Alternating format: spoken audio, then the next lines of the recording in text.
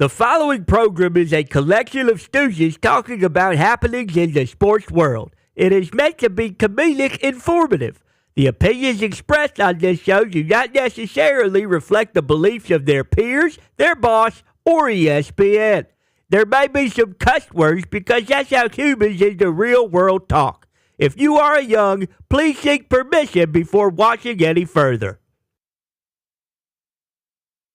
Hey, Why? let's go! This show stinks, and the fact that you listen, we are very, very thankful for. McAfee on the line with a gorgeous assist. The all-time leading tackler for the Green Bay Packers. You pink! Damn it! Be a friend, tell a friend something nice could change their life.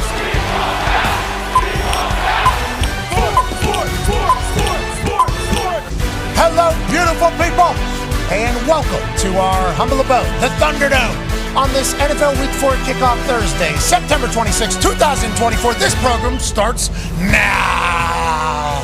Football is kicking off its fourth week of the NFL season this evening as the Dallas Cowboys and the New York Football Giants will do battle on Prime. Kirk and Al will be on the call, and for Al, this is actually his 20th Cowboys-Giants game. Wow. Congrats, Al. Continue to absolutely crush it. yeah. Cowboys currently favored by 6 on ESPN Bet, 5.5 on every other book. Depending upon which side you like, you could probably get in right now. We're going to be talking about the matchup, obviously, what people think, and we're going to have a guy who's been a coach in his lifetime for 36 years of football. Whoa. 18 in college, 18 in the NFL. And don't look now.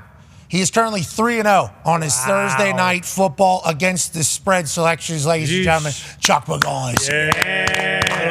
No waffling.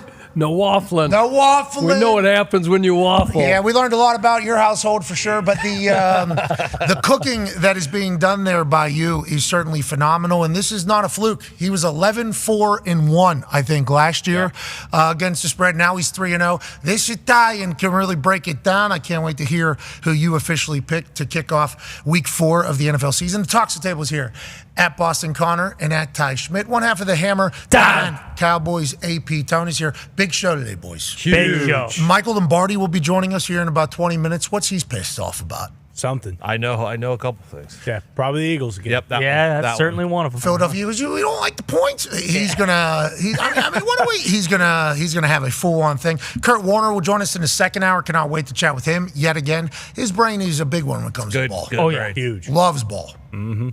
There's a guy who loves ball. Loves ball. He was playing in a cornfield. Yeah. Semi-professionally. Because he loved ball so damn much. The Iowa Barnstormers. That is correct. We watched his story, which was made into a Hallmark-style film, and I did not expect that. They're marketing it to us. He said, hey, Kurt Warner's got a live film. Go ahead and watch it. I'm like, great show on turf. I can't wait to watch this thing. We're going to have him spinning toilet paper, and then we're going to have him throwing the ball all over the yard over there in that offense to a super, doing his whole thing. It was a Hallmark movie. It was. And I'll tell you what, I cried my eyes out. First time since, what was that big-ass whale, Willie? Free Willy. Yeah, I choose not to listen to songs that'll make you cry or watch movies that'll make you cry, even though my wife tries to, get me in there so I have a little bit more emotion. She said I need to experience a little bit more emotion. Sure. Didn't watch any Disney movies growing up. I stayed away from those because there's always something bad at the beginning. I'd like to live my high life. Kurt Warner, though, life story, phenomenal. Yeah. And it all revolves around one thing. Loves ball. Loves being a good teammate. That's right. And we're very thankful that it is seemingly, this is 2 weeks in a row now. Maybe we can pick him up again Here we go. next week. Maybe he becomes teammate of the program. That'd be awesome. Would Boy. love that to have Kurt Warner around. And him and his wife still need to teach me how to fucking square dance. Yep, that's right. Because that was a big part of the movie, too. It was. He had 2 left feet there for a bit, didn't he? And maybe that's why I didn't make it to the NFL initially. But he needed all those failures to get to the part there he was.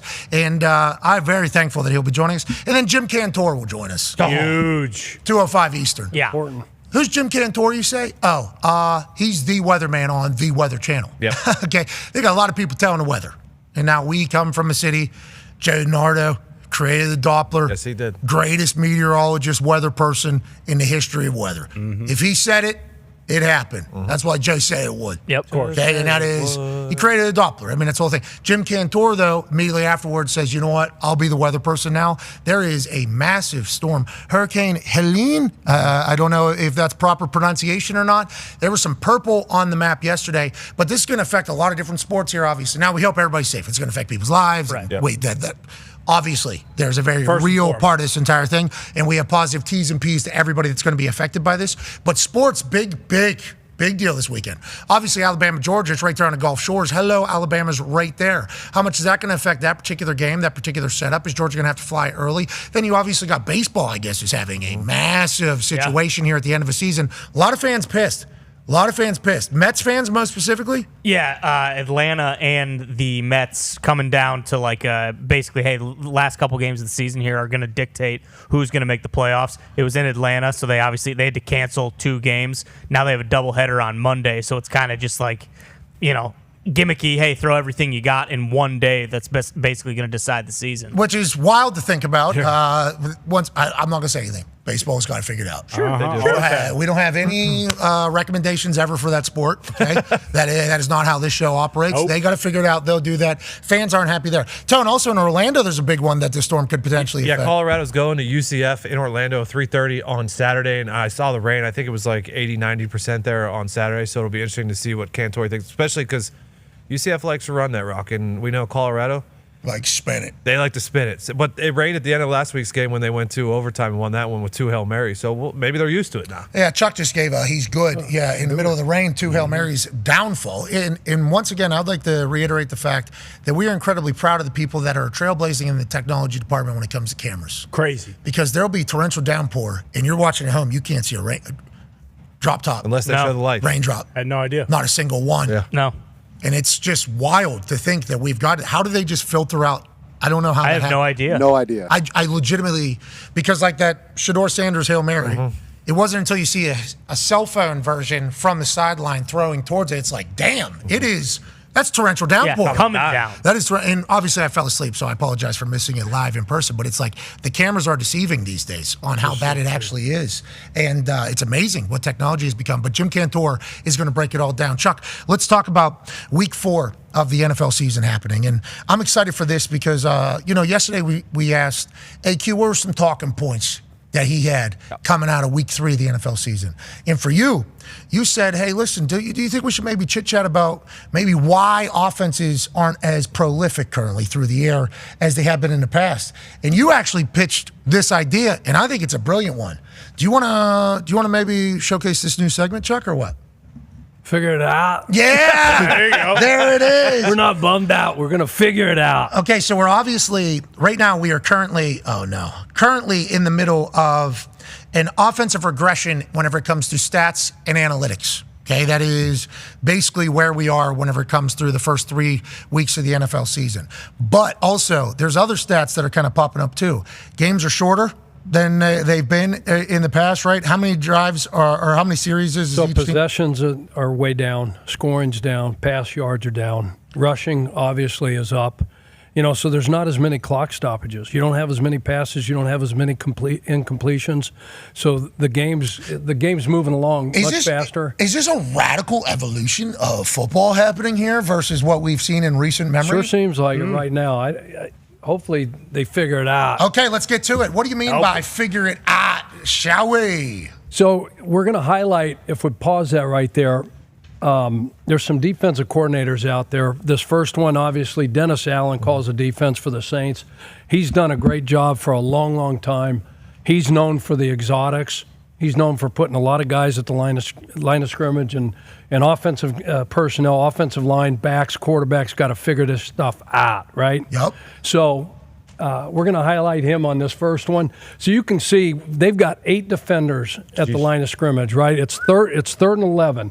Would you consider it 2 yards and in to be at the line of scrimmage? Because sometimes linebackers peek up, but here it's anybody that's not covered down on a wide receiver, an eligible receiver here, and they're standing at the line of scrimmage, or they're within a couple yards of the end man on the line of scrimmage, they're in a stance that looks like they're going to pressure the quarterback. Count them. I think you got to assume that one or all of these dudes are coming. And that's the big question mark, right? And that's the big question mark, is trying to figure out as a quarterback, right, who are we going to ID? all right, you got to try to figure out who are the 4 known rushers, the big guys, right? So it's easy when you got 2 D tackles and 2 ends, and they're say, okay, those guys are known rushers. They may drop occasionally, and then who's going to be the 5th for the offensive line? So they've got the 4 known, and then the mic point. They've got the 5th guy, the center, whoever.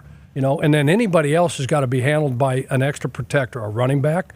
Are we going to hang a tight end and keep a tight end in protection?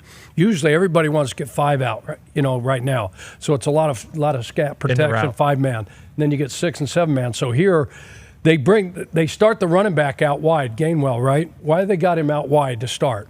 To see if it's man or zone? Give the quarterback some tell, right? Trying to gather some information pre-snap, right? See if it's man or zone. So they've got Lattimore out here. He's covered down on him. Nobody else moved. So he's got to figure, okay, he could have had this guy. Maybe, maybe not. So now we got to go and point. And so what happens here, they've got 8 at the line of scrimmage. How many did they end up rushing? 5. They end up rushing 5. And they're going to get a free runner, okay, off the right side of the offensive line. Defense is left. And it's a 3-2 look for Dennis Allen's defense. So 3 bigs, and then the rest of the guys are DBs and linebacker types. So you got to figure it out. They did not there. So Gainwell was looking inside as a linebacker, this, that, and the other, and then scanned over to the right. And by the time he scanned over there, what's his name, Taylor from the Saints got the sack. Okay. Here you got 6 up, right? Hey, what's going on with this guy? And how many protectors do they have? What's going on with this guy? Needs to run the What's ball. going on with this guy? He ain't running the ball. He needs to. 8 sacks. 8 sacks. Okay, all right. The Giants. Just last week. That's the Giants' defense. Whoa. They play tonight, right? Easy. got a good Big night D-line. tonight. Easy. Big night tonight. Thibodeau. What? Brian Burns. What? Sexy Dexter Lawrence. What? Pinnock. What? Number 27. Keep an eye out for him. Okay, They're going to bring those names. 2 sevens flying around. 2 sevens out there. Panic. Pinnock. Anyways, 8 sacks, 1 game. Obviously, Yeah, that huge. was. So anyway, the guy up covered up top of the screen there on the slot. Deshaun, they're not going to count him because it looks like he's got what? Man coverage on number 2, right at the top. They're man across the board. You got middle close, free safety, right? So they could bring 6 of these guys and then green dog the back. So all 6 have the back if he decides to go out, if they keep him in protection. So they've got a double A gap look here, Pat, and the boys. So they got double A. So what's going to happen is they directed the center, all right, opposite the back. He's going to protect the left A gap if that backer comes. The back has the right A gap. That's the guy that's dropping on the right side, right? So everybody else is covered and everybody else is in protection. So the back has got that right A gap to scan. So if that guy drops, he's overzealous. He jumps up in the line of scrimmage. He's supposed to stop, check if that guy drops, and pick up any other known rusher. Now, this wide receiver looks, why? I don't know if he's built into a hot. Obviously, the quarterback, this wasn't an answer for him. This wasn't one of his deals like, okay, if they do bring this guy, even though we have this protector, we're going to go hot because he misses it. So that may be on Deshaun. But the back should have scanned and picked this guy up. He doesn't, and you got a free runner. Back's up there. In the safety. And so he's just slipping through. So obviously you can see there's confusion there. And these guys do a great job. This Shane Bowen, he's the defensive coordinator. We're going to talk more about him later on in the program. He's done a great job there at the Giants. So here they got 5. They got a linebacker. All these other guys are covered down. So they're in 6-man protection here. They've got their 5 offensive linemen, obviously, and they've got the back.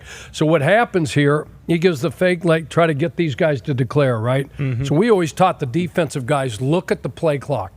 Because the great quarterbacks, the Aaron Rodgers, the Peyton Mannings, right, Tom Brady's, they get you going. There's 20 seconds, 18 seconds, 15 seconds. Don't declare. And they do this, and the defense goes like this. Hold your water. They're not going to snap it. Trust us. And if they do, just sprint to where you're supposed to get to. Yeah, get your ass. Start That's running all like you need to be run where like you a need to be. mofo. Hey, don't give it away, but also But be don't where you give need it to away. be. So they get guys to tilt and lean and give the quarterback tails. So what happens here? So stop it real quick. Why do you think? Okay, 90's up top, right? Oh, yeah, right. This right offensive tackle is going to be a really good player, right? Joe Alt, the rookie for the Chargers. Okay, so Watt's on a rookie right offensive tackle, right? Why do you think they have the back over there, Pat? Well, I think the back is going to certainly give a little look-see to see if he's up Has to, right? Oh, my. give him some chip help, right? Get the ribs, right? So what happens is, Terrell Austin's the DC over there at the Steelers. He does a great job. Unbelievable. So he's got this guard covered. So he's picked up, the right guard's picked up by the guy Sugar, and then this number 6. Is that Queen? Yes. Yeah. So Pat Queen was at Baltimore. He's going to come. So what happens, the back's got to pick him up in protection. So that leaves Watt singled on all. No chance. Can't have that. Good. No So, chance. hey, do we think the defense coordinators are just they're beating offenses right now? Is it when the pass game, more specifically, whenever you talk about show and bring in who's there? This is the amoeba defense. It's the exotics we've been talking about. Feels like everybody's doing it now. Just a few teams were doing it back in the day, right? There's some guys that obviously in the National Football League have got protections figured out. They know how to attack protections. And unlike Dallas, if you don't force people into third and long, you don't get to do this. Got it. Well, and is this on center or quarterback? Because, like, for the first one with the Eagles, like, how much are they missing? Yeah, or coaches, too. Like, how much are they missing, like, a Kelsey on the field? Because, obviously, right tackle. When you have the experienced center like that, and he can help you ID all this stuff and take some of this off, like Deshaun Watson missed so much time, I don't know how much he's doing from a protection standpoint. Yeah. And how much he's leaning on that offensive center. So it's a combination. So some quarterbacks can handle all of it. Some they put on the offensive centers to diagnose everything and set the protections, change the protections, ID the mic, all those kind of things. So I think it's a combination comment. How about Aaron said that when he's reading defenses, he looks at the D-line first. Yep. I'm looking at the pressure first, and then I'm going back or whatever. Safeties. He said he goes D-line, and then he goes back. Yeah. He said that's the first thing he looks at. The first thing he's trying to figure out is where the pressure's coming, because I would like to survive this play. I think that is his number one thing. And then obviously with this rush, he knows what the coverage is probably going to be, and that's why it takes forever for him to snap balls. That's why we're at 4, to your point, 3, 2, snap. Timeout. He gets so mad when he has to turn. Turn his head, timeout. Chin strap off, so pissed, wasn't able to figure it out fast enough. And he kind of takes that on the chin or whatever. Like, that's legit. It's amazing that more teams are starting to fuck with the offense. And I think when you got personnel and you can switch personnel and you've got a bunch of different personnel groupings, and then it's not the same 6 or 7 jersey numbers at the line of scrimmage every down. Now, and don't have known rusher jersey numbers, and they start moving all those guys around. Is that a part of the problem, too, because you got guys that are undersized, maybe because they can all move? Or is it a bigger defense thing? Again, I think you take 3rd and 7+ out of the equation when it comes to size. It really doesn't matter unless somebody's just going to dare, pop a run. You're daring them to pop a run on you. Not many people are going to do it. So you can play with a bunch of different personnel groupings once you get to 2nd and pass, 3rd and pass situations, obvious pass situations. Hembo stat, Flora is number 1 in the league in dime personnel right now. Dime personnel. Does that mean anything to you whenever you hear that? Yeah, you're usually taking a backup safety, and he's playing down in the box with one of your elite linebackers. Is that personnel? So you'll see it tonight, number 24 for the Giants. He'll play in dime personnel for them on 3rd and pass situations. Is that if you have that player to do that? Is that why you're doing it more, or is it scheme related? Both. But you got to have a dude that you trust and knows. Because once you play down there, if they do pop a run, he's got to know his run fit based on the front and coverage. All right, and then pass coverage, he's got to know, okay, he's got a 2 deep, 3 deep, single high man, 5-man pressure, 6-man. He's got to know all those blitzes. So you got to be pretty damn sharp to know 1st and 2nd down as a base safety, and then they move you down to the dime backer spot. Know the run and pass for front and coverage calls. Is that Palamalu stuff that back in the day? I mean, what a nightmare he was down in the box there. He didn't. If I remember right, I mean, they kept him at safety, but him and Ed Reed, they never played dime. They stayed at safety. But what they did with them was different. So they would line them up at the line of scrimmage, and the ball would snap. And I remember both Troy and Ed would run to a middle third from the line of scrimmage. Harrison's doing it right now. I was going to say, Harrison Smith's doing that. Or they're back deep in coverage, or they're faking like they've got man on a tight end. We're thinking defenses are beating offenses right now, though. Like that's not the conversation. The conversation is these offenses stink. Yeah. These offenses are bad. Football is bad right now. People aren't playing preseason football, so the timing's off. Quarterbacks are off. Wide receivers holding out. They don't know their plays. They don't know their feel. They're not ready until like week 5. Combination of all of it, right? That's what all the shit is being said. New coaches, new coordinators, new players, young quarterbacks. trying to figure all Speaking this stuff. of, let's get to one. Jaden Daniels, rookie for the Washington Commanders. Dog. We talk about figure it out here. So the situation, fourth quarter, 2:15 left in the game, 3rd and 7, right? This is a gotta-have-it play for Lou Anarumo and the Cincinnati defense, right? If they get a stop here, they're going to keep this at a one-score game and have a chance to go down and tie or win this thing. I'm not sure of the score, but I think it's a one-score game right now. Yeah, to win. They got it. They got to have a stop. They got to have a stop. So how many did they have up? 8. They had 8 up. So if you take it back, if you take it, I'm sorry, I just want to watch the ball. What a dime. I just want to watch. Throw. Engage 8. The height on that, that's a Russell Wilson one that you're talking about. When you look at it, okay. right? When you look at it, stop it right there. Okay, thank you, Pat. No problem. How many they got in protection on offense? 3. Oh, sorry. So they got the tight end hanging on the left, they got the back on the right, and 5 linemen. So they've got 7-man protection, right? Yeah. They've got 8 up. So if they decide, Lou and them decide to bring all 8, who's got that 8th rusher? Quarterback. Rookie quarterback. Yeah. And he's got it figured out. You heard him in his post-game press conference, right, talking about, hey, I knew I was going to get hit. So he knew, and they've got the pressure rusher, that guy that's got the tight end, he's blitzing automatically. And what you do when this happens is you block from inside out.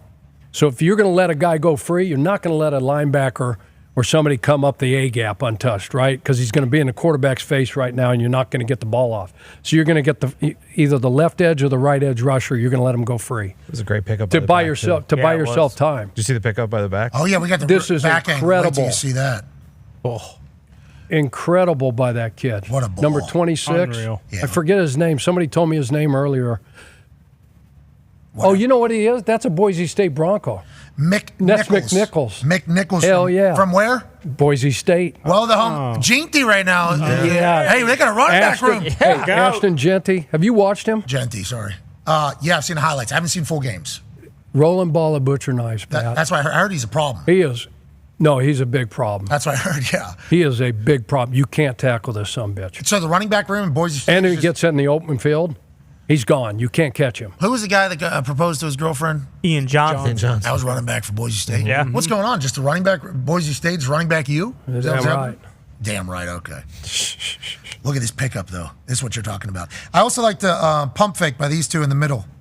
They pump fake and then they set back just in case there was anything to pick up the short first down. Unbelievable. But these three have to pick that up because if they come, you're absolutely screwed. So Jaden sees that, and then look at the back. Oh, What? Beautiful.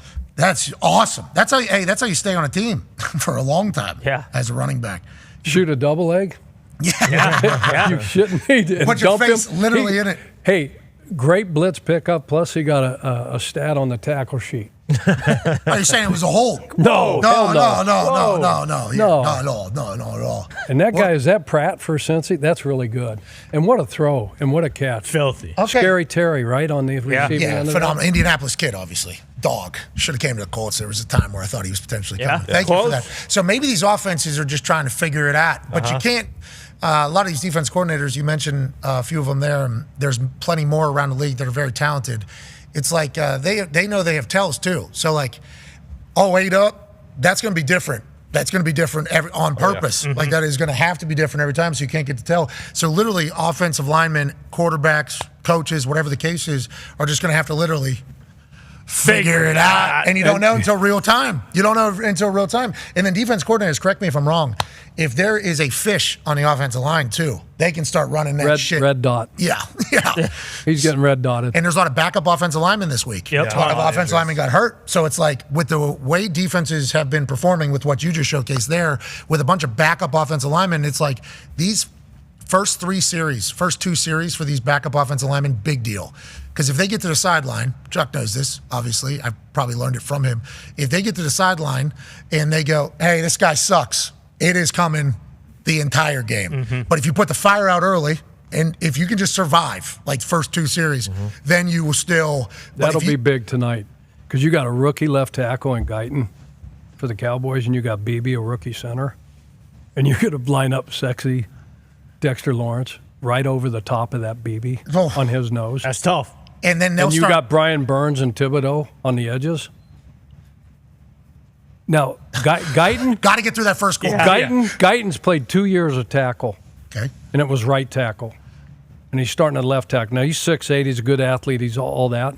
But he ain't played a lot of football as an offensive lineman and protecting. You worried about that this evening with this defensive line? Boy. The Giants just came out at 8 sacks. Now, the Giants, if you do recall their season right now, and Giants fans are incredibly excited, they start their season with the Vikings, get their ass kicked. Right. It's a good team. Get their ass Good kicked. team. Very good team. We know that now. Then they play the Commanders, lose the kicker in warm-ups. So they lose by 3. Should have won that never game. lost. Didn't give up a touchdown. Yeah, 2, Jaden Daniels, which we obviously see going forward. And then they beat the Browns last week, which is obviously a common opponent with the Dallas Cowboys. They both have a win over the Browns, but it's like New York Giants fans are like, we found it. Yeah. Yeah, we absolutely found it. And then Cowboys fans are wondering if they got it. Yes. You know, like AQ Shipley broke down yesterday about how the Atlanta Falcons offensive line was built to be run in Artie Smith's offense. So it was zone offensive line.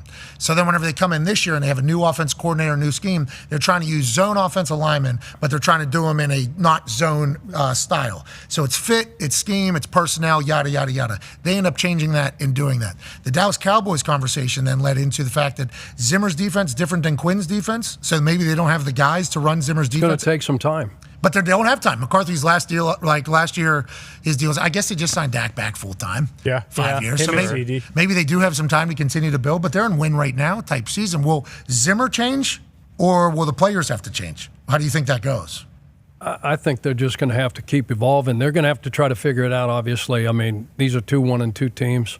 And like you said, they are running out of time. Anytime you get a new voice in front of the room, you may be, like when I went to Chicago, Vic was there before I got to Chicago, and they were number 1 in damn near every damn category, right? It's well documented. Mel Kiper said I stunk as a coordinator there, right? Mad Mel. Mad Mel. Although Mel might have. Yeah, we don't know. We didn't hear it. I don't know him that well, but Mad Mel, so we did a lot of the same concepts, a lot of the same fronts. Took some stuff that they had done. Why would I go in there and say, no, we're going to throw all this great defense out and we're going to do it, whatever. Yeah. That would be ignorant. So that's not the case there. Zim knows they've still played 1, 2, 3, got coverages, double barrel, whatever, but it's a different voice, some new coaches, maybe some different techniques, maybe some different ways we teach things. So it takes time. Them being 6-point favorites is a little stinky to me. Just with the vibes around both teams. It's a ton after getting killed 2 weeks in a row. It's very interesting. And this is where Lee Corso would say, somebody knows something, and I'm with somebody. Mm-hmm. And it's like, it's a very interesting line here. I think personally, just if you think strictly vibes from both teams that is coming out in week 4 very early in this. So 89-17, they were outscored last year. You think that's got something to do with it? Well, and also, what is it? They 7 out of the last 8, the Cowboys have beat the Giants, and I think the only win was week 17. They didn't play any of their guys because they already had a playoff thing clinched. Yeah, Danny Dimes 1-7, I guess, against the Dallas Cowboys. 1-7. Dak's got 10 straight. He's 12-2. So all that's got to be what's driving this number. Dimes primetime record, I believe. I don't know if it's on there, but I believe it's not good. I think Nick just said he's 1-13 in night games or something like that. There it is. Night games? Yeah. Just night games in general. Let me ask you this. You guys are the experts, all right? Okay. Well, that's all right. I don't like the easy. condescending shit right there. I don't like that one bit. That was passive-aggressive. Yeah, I apologize. We're not little bit. No, go ahead, though. Line of scrimmage, it's where it all starts, right? Yeah. So if you look at this team, right, Dallas versus Giants, who's better on both sides of the ball? Well, the Giants' D-line is obviously incredibly dominant. Yeah.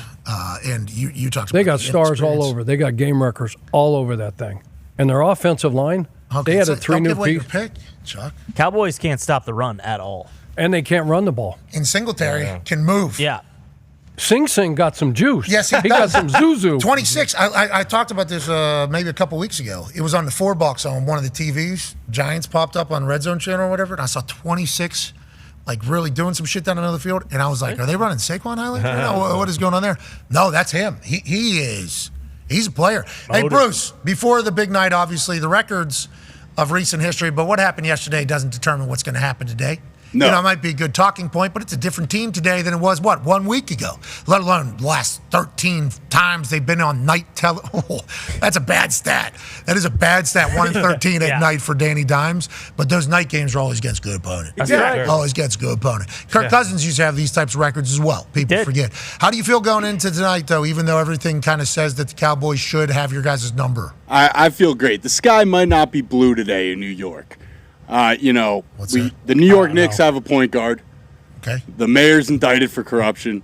It might be time for the Giants to win a primetime football game against Dallas Cowboys. You're saying everything's upside down. If not now, when? Okay, I like that. All right, hey, okay, why not? Sky might not be blue. That mayor thing's pretty wild. Yeah, it is. I don't think I know enough about it. Obviously, that pops up. You think it's AI, got to be some troll account. No, it's real life. Yeah.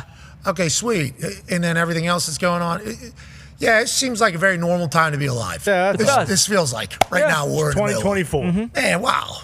They're going to look back on it and say, what a boring time in the history of humanity. No kidding. Not much going on. Wow, could you imagine living then? Nothing's really happened. Yeah, 2019 to 2026, 2030. Who knows? Yeah. Who knows? If we make it. Yeah, if we make it. Whoa. No, it's normal. Yeah. Wow. Things been happening a long time. Yeah, absolutely. This stuff is all very normal. All right. Joining us now, ladies and gentlemen, it's wild what's going on. Whistleblowers left and right. It is wild. It's crazy. The things that these people are saying in like official meetings, seemingly. Yeah. And I'm looking at, is that AI cooking? Is that what the Grok says? Or is that seems to be real right there?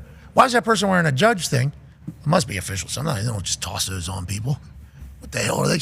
That person work for the FBI?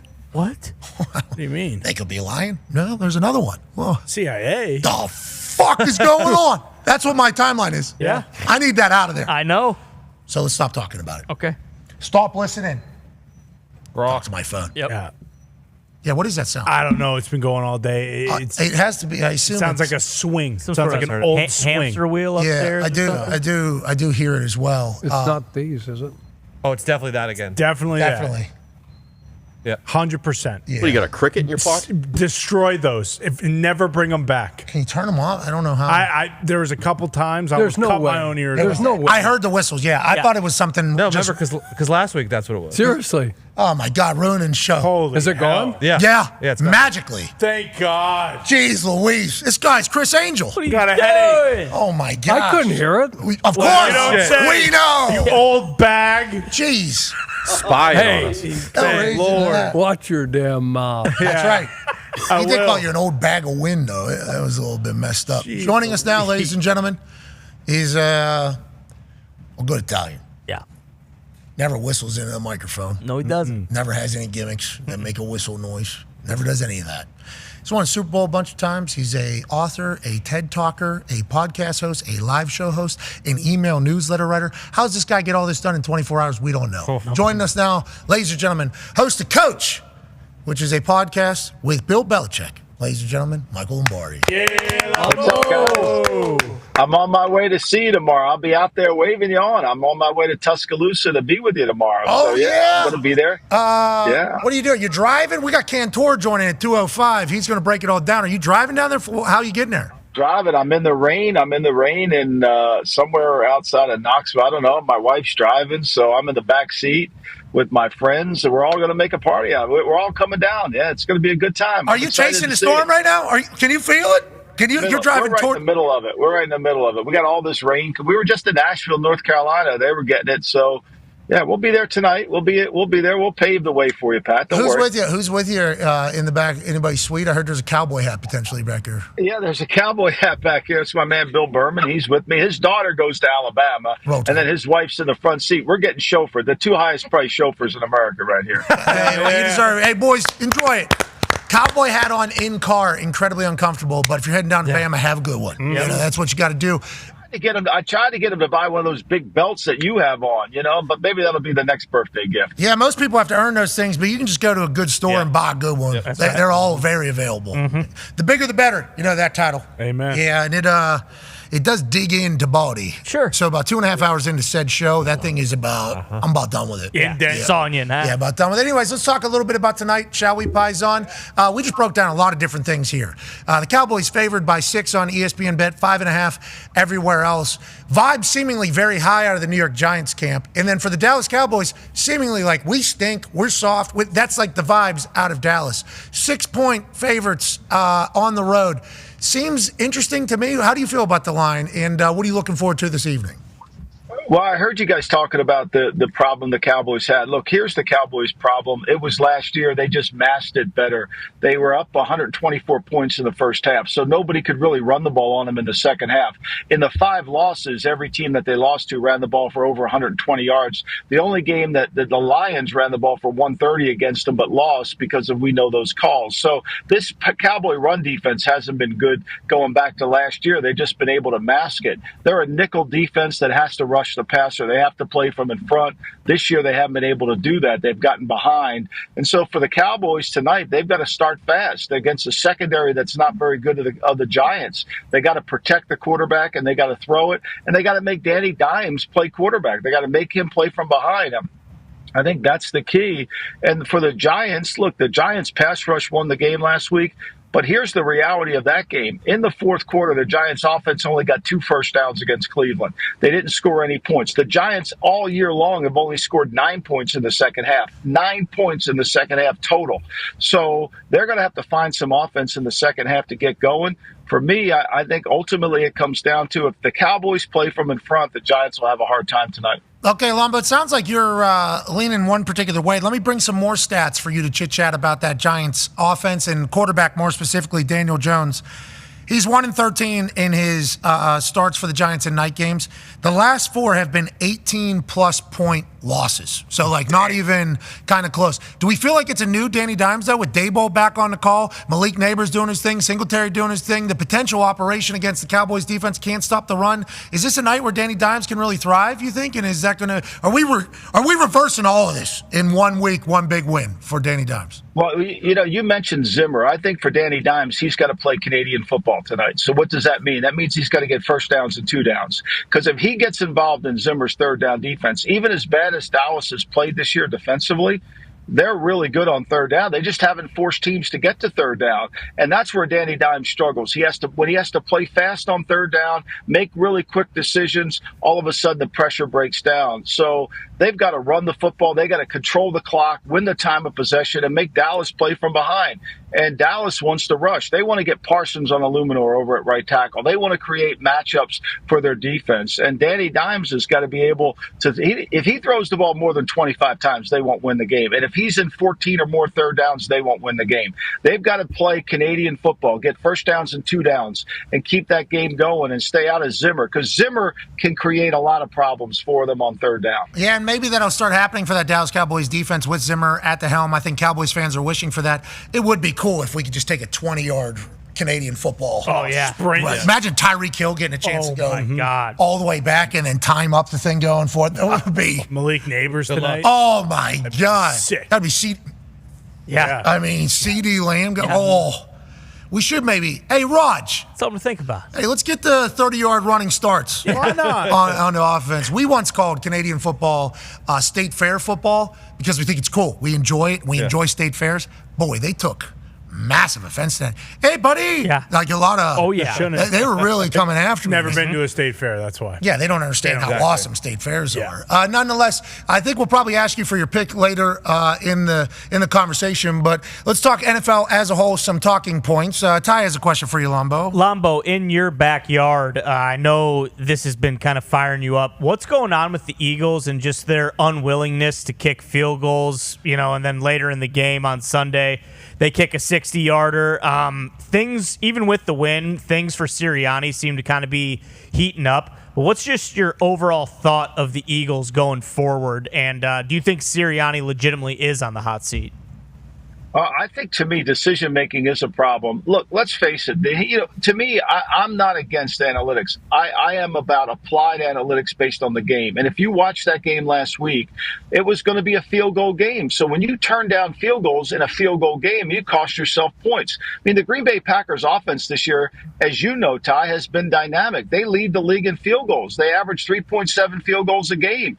Like, you've got to be able to take the points when they offer them to you, or it just moves momentum into your favor. I'm not saying you shouldn't go for it at certain times, but to me, he's made some really curious decisions that I think has really impacted their team. And a game like that, like the Atlanta game, if he kicks the field goal or runs the ball, they win. This week, he got away with it. They scored 14 points in the fourth quarter. They were able to make that play on 3rd and 16 to Goddard that won the game for him. But I think that's the heat, and he's always going to be under heat. As long as great coaches are out there, whether it's Vrabel or Belichick, the people in Philadelphia, they want to win a Super Bowl. They think it's Super Bowl or bust for Sirianni. Yeah, and we did the hashtag I don't want to overreact, but, and boy, Eagles come fresh out of a win. Normally, Overreaction Monday tweets after a win, very positive normally from fan bases. We're going to win Super Bowl, people normally say. Yeah. Mm-hmm. Oh, we figured it out. This one was like, Sirianni gets the hell out of town. Yeah. I am sick of this guy. That was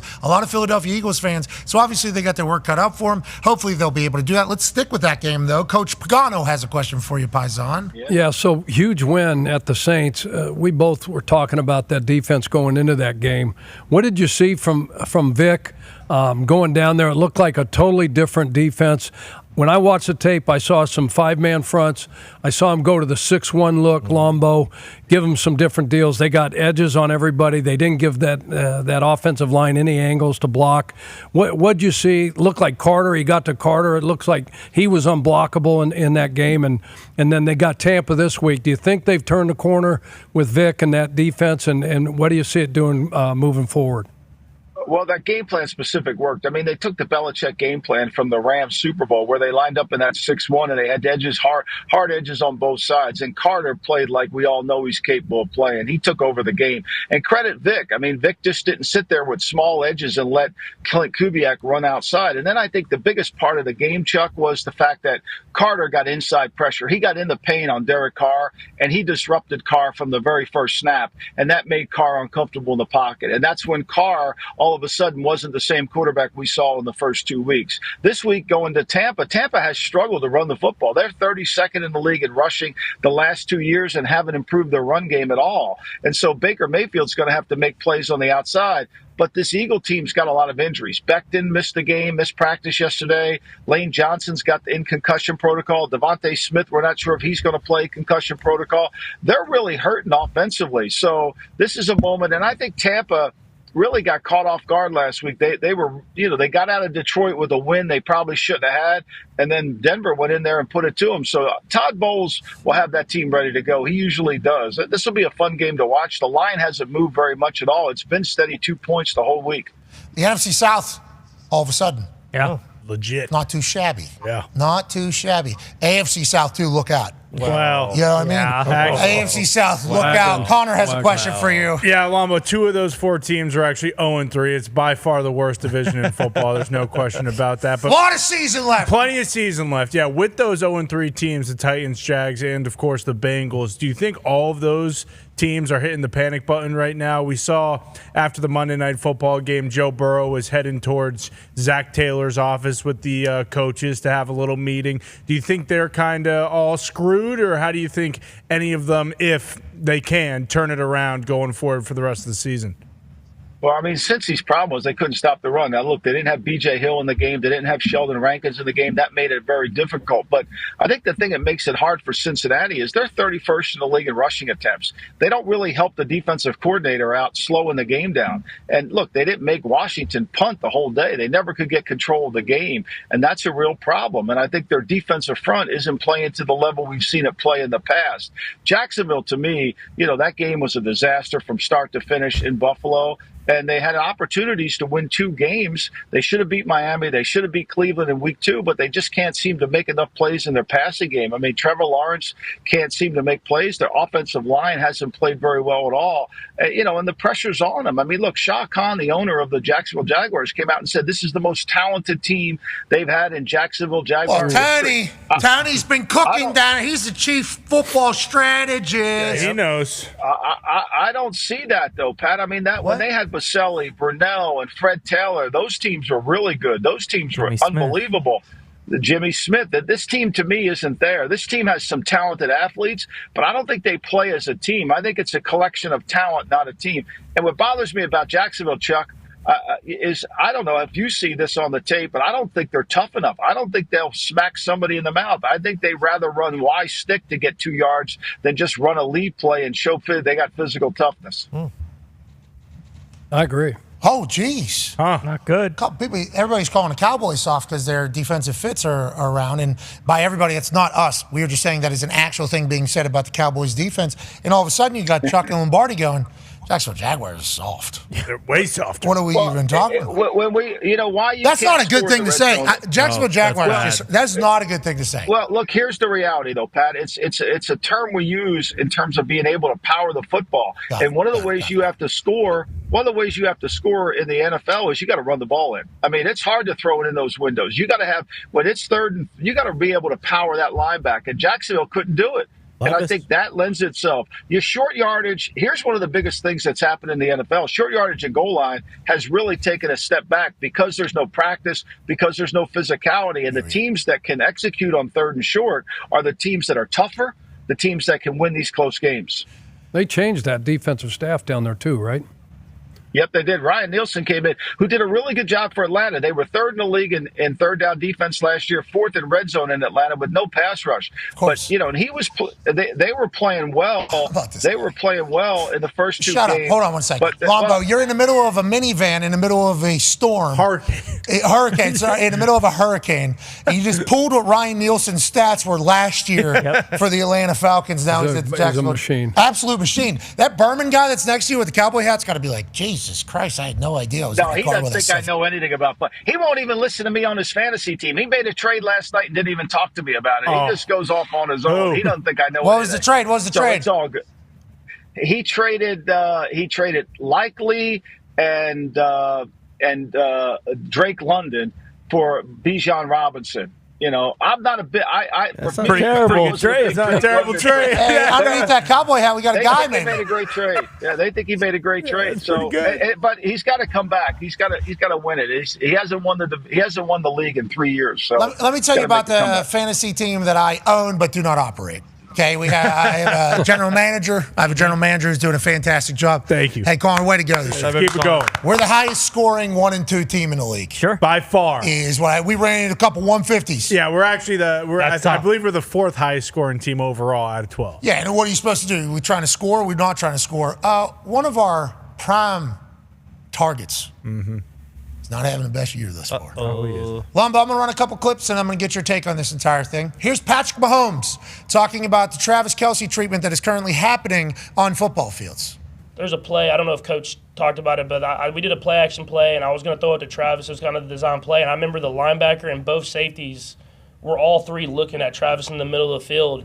And I ended up throwing to Noah for like 13 yards, and Noah literally just ran a sit right over the ball in the middle of everybody, and not one person went with him. And I mean, that's the impact that he has in the game. I mean, it helps out other guys. I mean, but it's at the same time, if we show that Noah can catch that mid 13 to 15 yards, whatever it is, or if he takes guys and Rasheed catches the ball and breaks a tackle and gets 15, 20 yards. I mean, teams have to adjust if they don't. I mean, Rasheed's only have 2,000 yards, so it's part of the game. I obviously want to give him the ball and let him make an impact the game that way. But the more defenses respect him, other guys get open and other guys make plays. Okay, so let's talk about this. Travis Kelce on the New Heights podcast said, "I'm playing like crap. I'm playing winning football." Like he's acknowledging it, and you see the photos of him on the sideline. That's not Travis Kelce. I've never seen Travis Kelce that ever in my entire life. But they're winning, and it's like at this point, him I don't want to say being cool with being a distraction and eating up 3 defenders so everybody else, and they got a lot of weapons. Remember, they loaded up on weapons this particular season. Him being okay with it obviously he obviously is, but him also not being happy that he isn't producing as much, I think is good. I think he's primed for like 160 this weekend. I don't know if that's how you feel about it as well, but have you watched the film on the Chiefs, and what are your thoughts about the Travis Kelce situation that's currently happening? I think Patrick said it really good. This is what you love about Patrick Mahomes. I don't think he's playing well. And they're 3-0, and I don't even think they played good. They haven't played a good game yet. Their offense is out of sync. He's got 5 touchdowns, 4 interceptions. They haven't gotten into the rhythm. The left tackle position for them is a problem, right? They can't get comfortable over at left tackle. It's been a problem going back to this year when they let Donovan Smith go, who really wasn't an elite player for them, but he was able to hold the line. They went with the rookie, then they put Moses in, so they've kind of changed it up a little bit, but that's an issue. Losing Pacheco, I think, is a hard thing because they needed to run the football, and I think they're finding themselves like they did last year. Look, the Chiefs are winning games with their defense, their game management, but when have you ever seen a Chief game in the fourth quarter where Patrick Mahomes doesn't get the first down and they don't run the clock out? That's rare that happens. That's rare that happens. And Atlanta got the ball back twice in the fourth quarter in that game and couldn't win it. If Atlanta would have kicked 2 field goals, if they would have kicked 2 field goals instead of going for it, they win the game. But they never thought they were going to get the ball back twice. I mean, think about that. Call the and PI. That's where the Chiefs offense. Oh, Chuck, shut up. Chuck, don't feed the conspiracies. It was obvious. Tell him, Lombo. It was obvious. Chuck, we're still waiting for the league to react to Steve Spagnuolo calling a timeout when he's not allowed to do it. I mean, but that's okay. We won't mention that. That's all right. Well, Darwin James is suspended. For this I mean, he gets suspended. Darwin James, but Spags can call timeout anytime he wants. It's not a problem. I mean, Darwin. The two critical elements, your back's to the ball, you're not playing the ball, and there's contact before. Chuck, enough. Shut up. You just sound like a ref. Oh, wow. Yeah. We agree. And then, Read Chuck, the rule book, man. Let me guess, Coach. If that was the Chiefs on the other way, it would have got called. Let me guess. Is that what you're going to say? Oh, yeah. Probably all 3 deep wing officials. Yeah. Hey, we agree. He's right. I agree, by the way. Right. We all agree. Yeah. We all agree with that. But the Falcons, to your point, got the ball back, had an opportunity to be able to win it. But, yeah, whenever that happens, especially the week after what happened last week, it's like, okay, that one. Okay, I can see why you would potentially. They call this play 99.9. They call it when your back's like this and the DB's out of position and he's fighting to just get back into the play and he looks unorthodox to what he's doing. They call that 100 times. And the arm behind the back, I mean, come on. They call that it's 99.9%. But they didn't call it. Hey, look, we all get calls against us. We all get calls for us. It all evens out. I get it. No, they're saying for the Chiefs. They're saying for the Chiefs it's not even. Well, I mean, Spagnuolo, we're still waiting for him we're still waiting to see what happens on him for calling They're trading jerseys at the end of the game, for God's sake. That's AI. Come That's on. not real. That was the Croc says. What? Okay? They're kissing. He's not smooching, Ref. No. That's AI. I saw those on the internet. That looked like Big Ron to No, me. stop. Whoa. Jeez. Don't feed into the AI. I like it. Andy giving him cheeseburgers. Now, with that being said, it's not Chiefs' fault. No, not at all. They will certainly take that particular call. But as the rest of the NFL looks on, this is exactly what happened with the Patriots over time. Anything that happens pro them is going to be scrutinized and obviously chatted about, like when the balls were deflated. That's not proven untrue. Don't bring up the balls. It's proven untrue. What You bring happened? up the other stuff. That was a lie. What happened? Thank you, Lombo. Bill Nye, the science guy. He did. He said it. Oh, was a don't get me started on that fabricated guy's skeletons. Yeah, I mean, that was a fabricated story. Bill liked being a science guy. Yeah, we all agree. And the people that wanted it to go away the most were the people on the other side of the field. But this is kind of how the life is going to be for the Chiefs. But to your point, Patrick Mahomes said he's not playing his best football. Travis isn't happy. They're 3-0. I mean, they're looking to win their third straight. Yeah. That's Chief football, baby. That's right. And it's good to be the Chiefs. Now, one half of the hammer, Dahn. Cowboys also has an AP vote this year. Tone Diggs has a question for you, Lombo. Yep, it's a true story. Lombo, real simple. I was just wondering what games you're looking at this weekend, what you like this weekend as far as the spreads go. What do you like, Tone?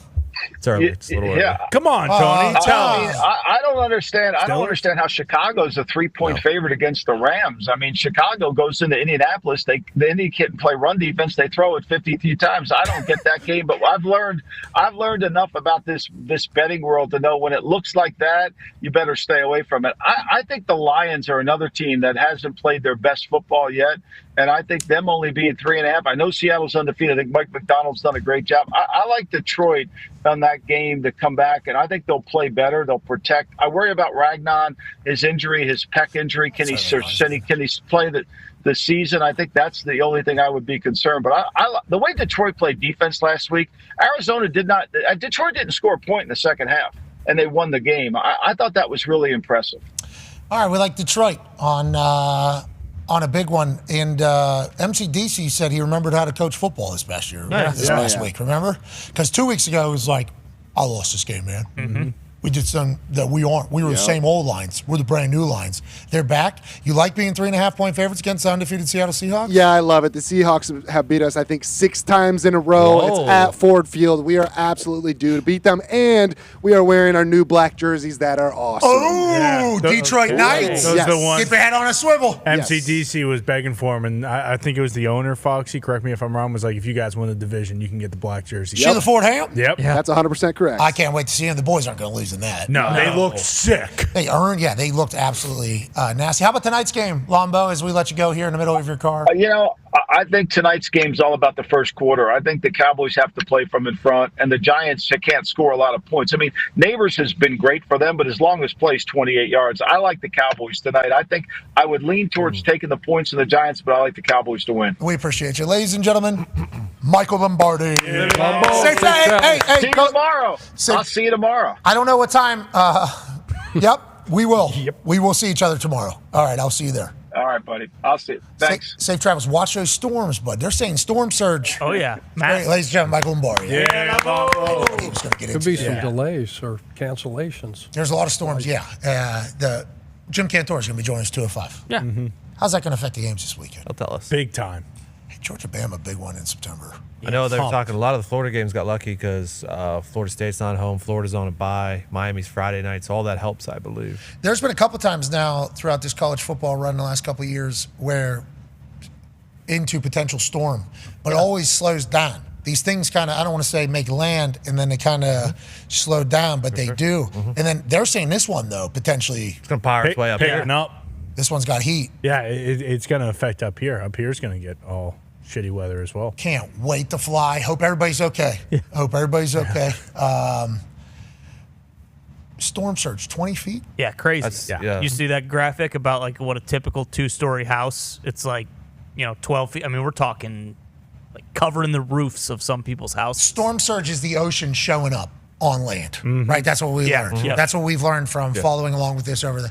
And they're saying like potential 20-foot storm surge. Now, with most storms, there is a potential a little bit bigger than it ends up being. Mm-hmm. And then they're saying this one is like real deal, though. So we'll talk to Jim Cantor in about an hour in 5 minutes, kind of learn about all this stuff. That'll be live on ESPN Plus, YouTube, and TikTok Live. But storms affect football, affect baseball big way. College ball, NFL. Like, let's learn what's going on here from Jim Cantor. Is it Cantor or Cantori? Because I remember last time he came on, I wasn't sure. I like to. You should ask Lombo. You could throw like both scissors and paper. He has no idea. Frank Ragnon. He would have nailed that for us. He got Devonta Smith, which he's never gotten before. That was. I believe he called Pacheco Pageco. Yeah, I mean, he's in the ballpark always. He is. Always. He's always in the ballpark. Can you imagine how many names he's got stored though in stats and think it's almost impossible for him to bat 1,000? Ryan Nielsen. He last year he was with Atlanta, had number 4 defense passing, number 3. It's like, you just have that at the tip of your tongue, Lombo? How do you know? Guy loves ball. He does. Lives it. Loves ball. They're having a good time in that car ride. Without a doubt. They're turning on Bruce right now. They just turned it on. Yeah, he's probably singing. Yeah. Hanging up the phone, turn that shit back up. When we asked him that follow-up, he was not happy. Hey, shout out to Ram Trucks. This hour has been presented by Ram Trucks, empowered by the new 2025 Ram 1500. Hell yeah. All the power you need, the luxury you want, and the capability you deserve. Amen. Well said. Love that. You've earned it. You deserve it. Ram Trucks. Hell yeah. They are awesome. Oh, yeah. Incredible. TRX ones are bananas. Drove by the other day. Looking incredible. Literally thought it was like, that looks like a stage truck. And it's like, nope, guy was just turning in the neighborhood down here. Yep. Sick. That is an awesome looking truck out in the wild. Yeah. Because, anyways. Hour 2 on the other side. Be a friend, tell a friend something nice that might change your life. Cheers.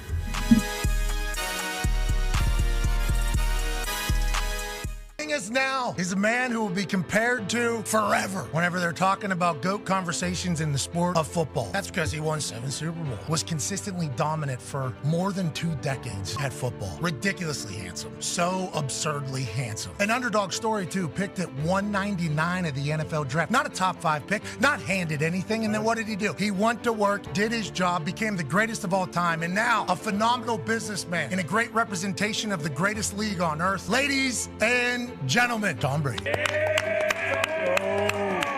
Hell yeah, What's dude. up, my man? Tom, I thought this was all potential gimmick rip. I didn't know if you were actually on the show. I'm so pumped you were here. Hey, we love you, dude. We love you, Tom. I appreciate it. When you're 40 years old and you've won 6 Super Bowls and you're already being called the GOAT, was there anything to you getting to the point of just being, I'm tired of Bill Belichick talking to me like I'm a 23-year-old? Because that was kind of the lingering at the end of your time at New England. There was so much people just trying to create some division that most of it was untrue, but it's just the way the world works. And naturally, I think division from within is a big problem in these team environments. And I don't like seeing any dysfunction in team environments. Obviously, my respect for Coach Belichick is pretty well documented. He was an incredible leader and coach for our team. And I tried to do my best every single day that I took the field. I knew that he did the same thing. And I think that's why I respected his coaching so much. But whenever they talk about the Patriot way, that is normally the reason that is given is like the Patriot way, the Patriot way, the Patriot way. I've never used that term in my entire life. I think when people say it, I'm always like, what's the Patriot way? It sounds like the title of a book. I think what we tried to do was we tried to do things the right way. I think we tried to practice the right way and prepare the right way. What happened on game day was ultimately a reflection of what we practiced. And I thought we had great leadership from our coaches, and it filtered down to the guys who really drove the culture. We had so many guys that I played with over the course of a lot of years that really understood that, okay, I'm going to care about my teammates and I'm going to care about helping the team win. There's a guy on our show who is a diehard Patriot fan. Boston Connor has a question for you. Yeah, Tommy, I have to. What's up, Boston? I have to start and just say thank you. My whole life has been incredible because of the fact that you have won 6 Super Bowls. And, I'm a loser every day, but I'm a winner as a football fan because of you and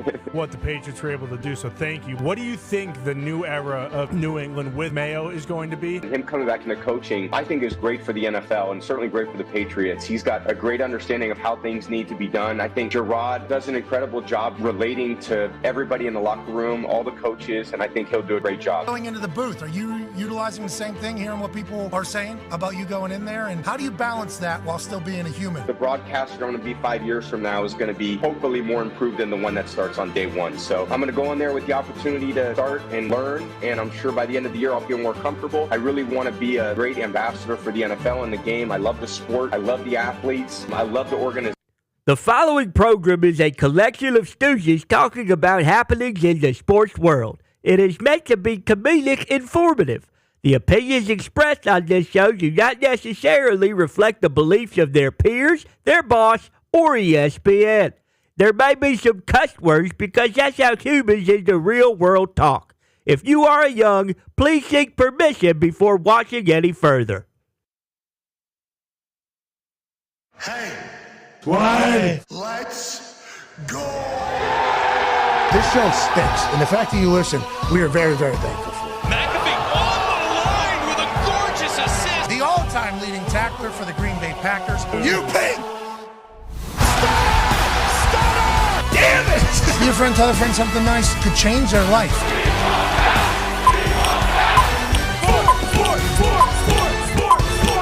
Hello, beautiful people, and welcome back to our humble abode, the Thunderdome, on this NFL Week 4 kickoff Thursday, September 26th, 2024. Hour 2 of the program starts now.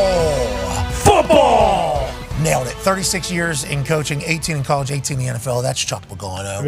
Coach. Talks the tables here at Boston Connor and at Ty Schmidt. Mustache looks solid today. Oh, thank you very much. Yeah, I got cleaned up yesterday, so I'm glad it's looking good. Well, it might be because it's under that cap.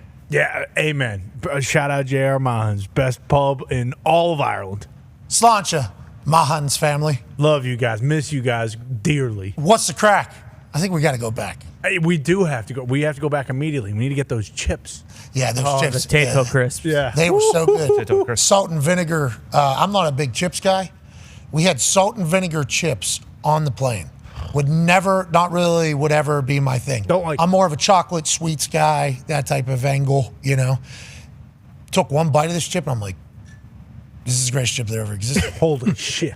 I am now a salt and vinegar chip person. Yeah. But there are levels to the salt and vinegar chips. Without a doubt. Miss Vicky's not bad. Miss Vicky's does. Not bad. She's got good jalapeno. Jalapeno chips are original to die sea for. salts. And there's always a good, and I do that for sandwiches. Put those on the sandwiches. Right. The Good jalapeno. The kettle's a different. The kettle, yeah, certainly. But the salt and vinegar that we had over to Ireland, I think from Ireland, God. that might have been the greatest chip I've ever had. Unbelievable. So delicious. Is that the best one ever created, I wonder? I would argue yes. Next to Cape Cod chips.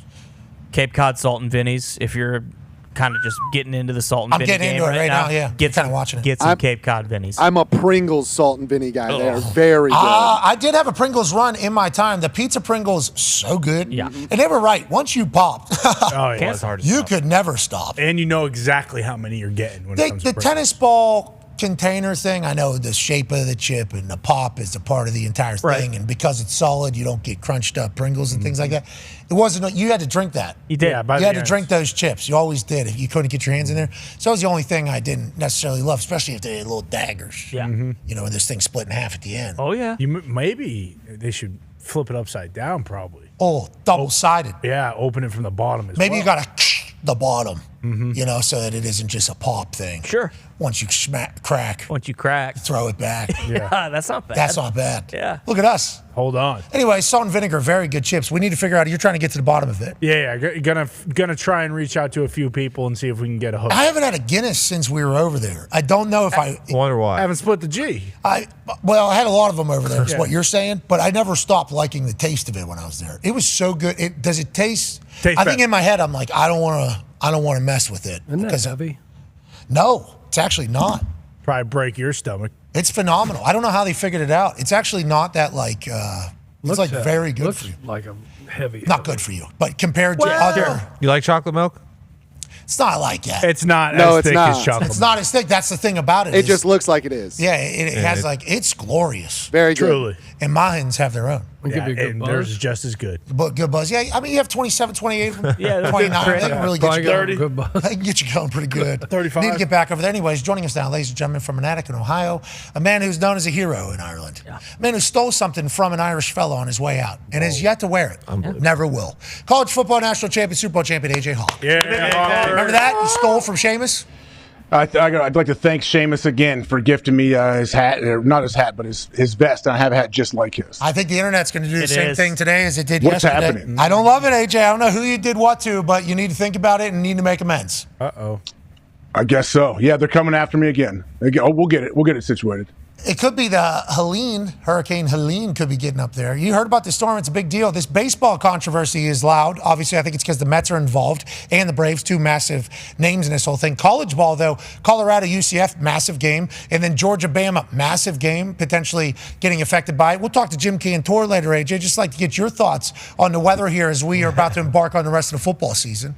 Well, it does seem to be a sketchy time to be traveling right now and flying anywhere. I know that. Anywhere Directly near that the south. way, yeah. Yeah. You can do it. Anywhere near the. So is it just like how far inward is this going to have? Like how far will this affect? I think towards Central Florida. Jim Cantor will tell us. The storm surge is a real deal. The potential thing there at the end is good news, though. Yeah. Because I don't know everything about the hurricane world down there. You lived down in Miami for a while. Yep. Because you were coaching down there.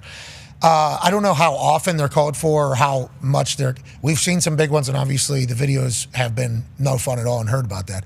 But up here with like winter storms, they are normally a lot of bark, not a lot of bite. Yes. Normally like, hey, shut down the city. It's coming. Go shopping today.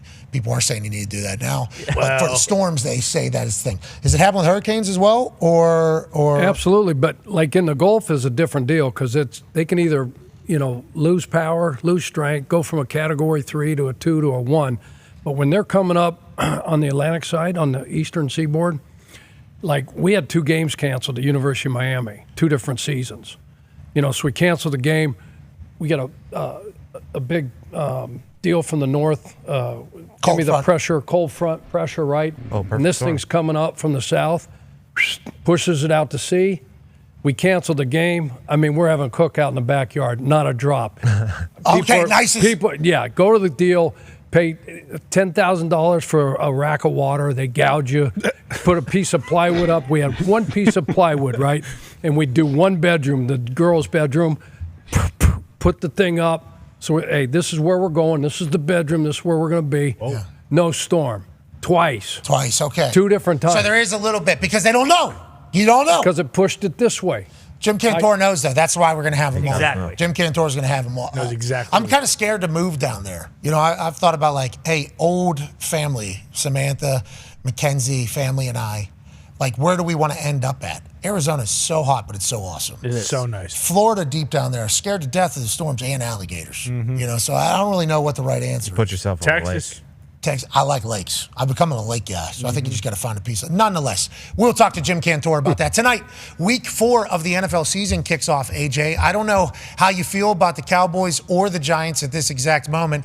Chuck is kind of giving away what he thinks. I think Lombardi said he likes the Giants, but he likes the Cowboys, but he would take the Giants with points, thinks it's going to be close. Stats say that the Cowboys have beat the dog shit out of the Giants over the last 8 maybe even 14 attempts through this entire thing.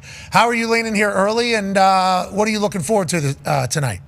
Honestly, I mean, I'm not really sure what the Giants are. I feel like they've, it was all doom and gloom early on. Now there's plenty of hope when it comes to the Giants. I think their defense, obviously, we know they can be very, very elite. So, but you know what? If I had to pick right now, I'm not making a choice, but I'm leaning towards Dallas at the moment. Okay, I'm excited to hear who you pick at the end of the show officially, and we'll obviously talk more about this game. I want to run a clip from Davante Adams talking about the offenses and defenses around the NFL and kind of his take on it, and then we'll bring in a guest who is an absolute dog. Yes. Mm-hmm. A phenomenal football mind to get his thoughts on it as well. Here's Davante Adams talking about why offenses might be down a little bit and defenses might be up a little bit. Everybody's just trying to figure it out. I think defenses typically get rolling a little bit sooner, and I feel like defense, I could be making this up, but just based off my observation, I feel like there's less turnover on defense as far as coordinators and coaches as well too. So like our situation, we coming in with a new coordinator and new offense, and we got carryover from and our defense is looking a lot better than our offense right now. So that's how it goes, and sometimes it takes a little bit more time to find a rhythm.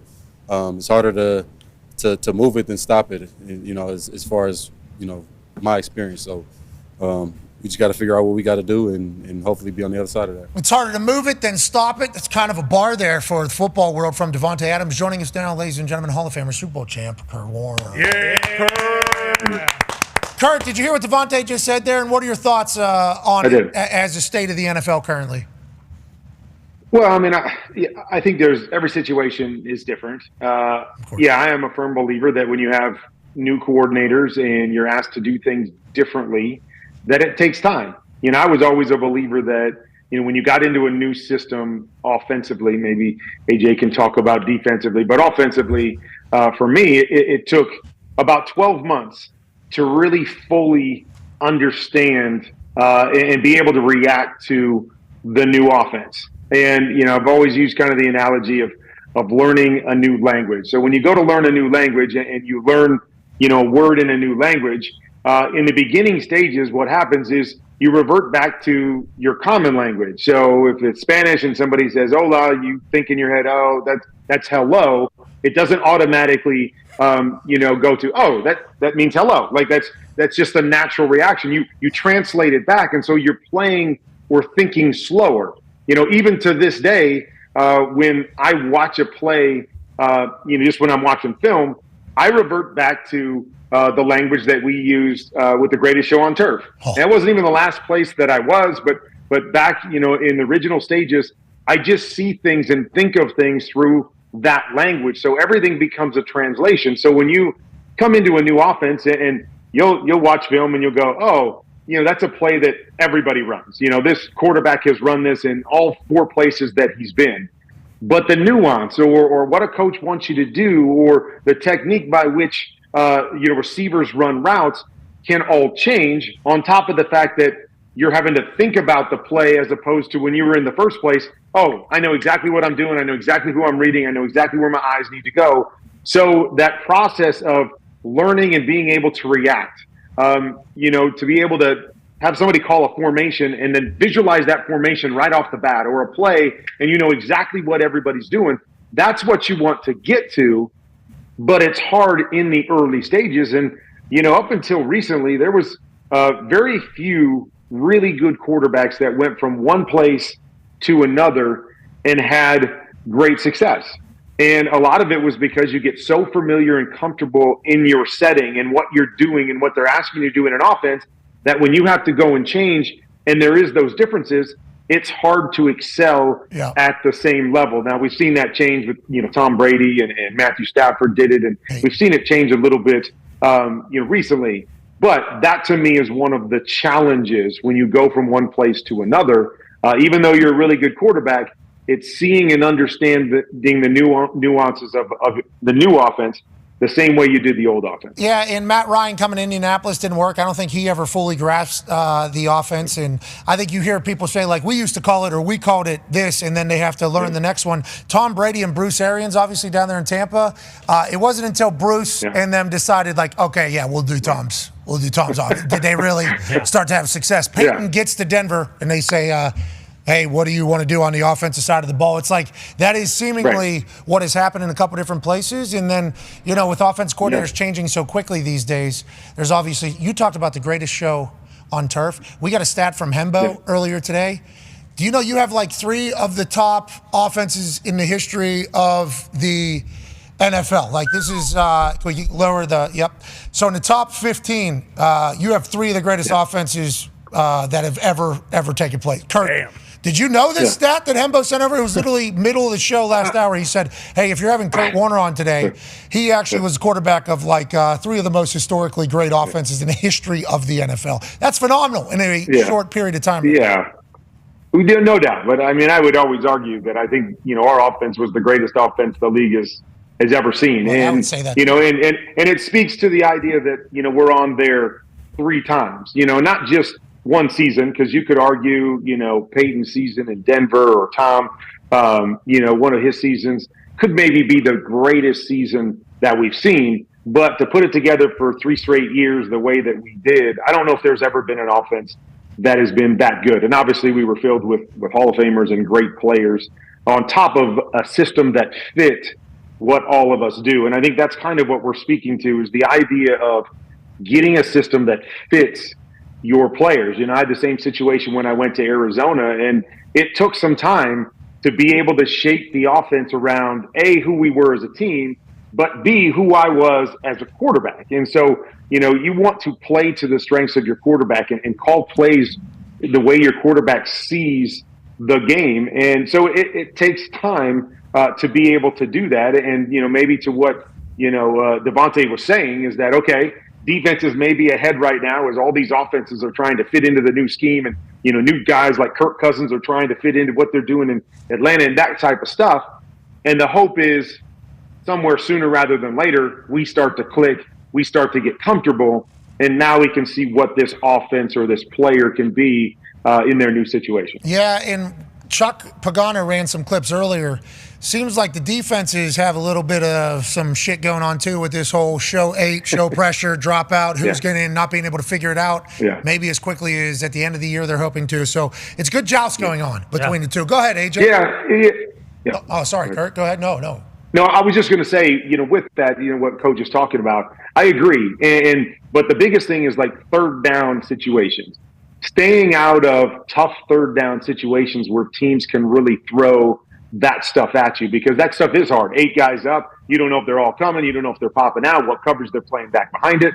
And then I would throw out something else, is that I think offenses really struggle with the quick, hot passing game. When teams are bringing pressure, having quick answers for their quarterback to be able to say, okay, you want to bring 8 up, I'm going to have something where it's like, boom, ball's out of my hands. Now you got 8 guys at the line of scrimmage. I just beat you with the throw, and you're rallying to make that play on the back end. Not enough teams have those answers. And so it's feeding into these defenses being allowed to do all this crazy stuff without us being able to counter that with the quick throws and trying to force them out of it.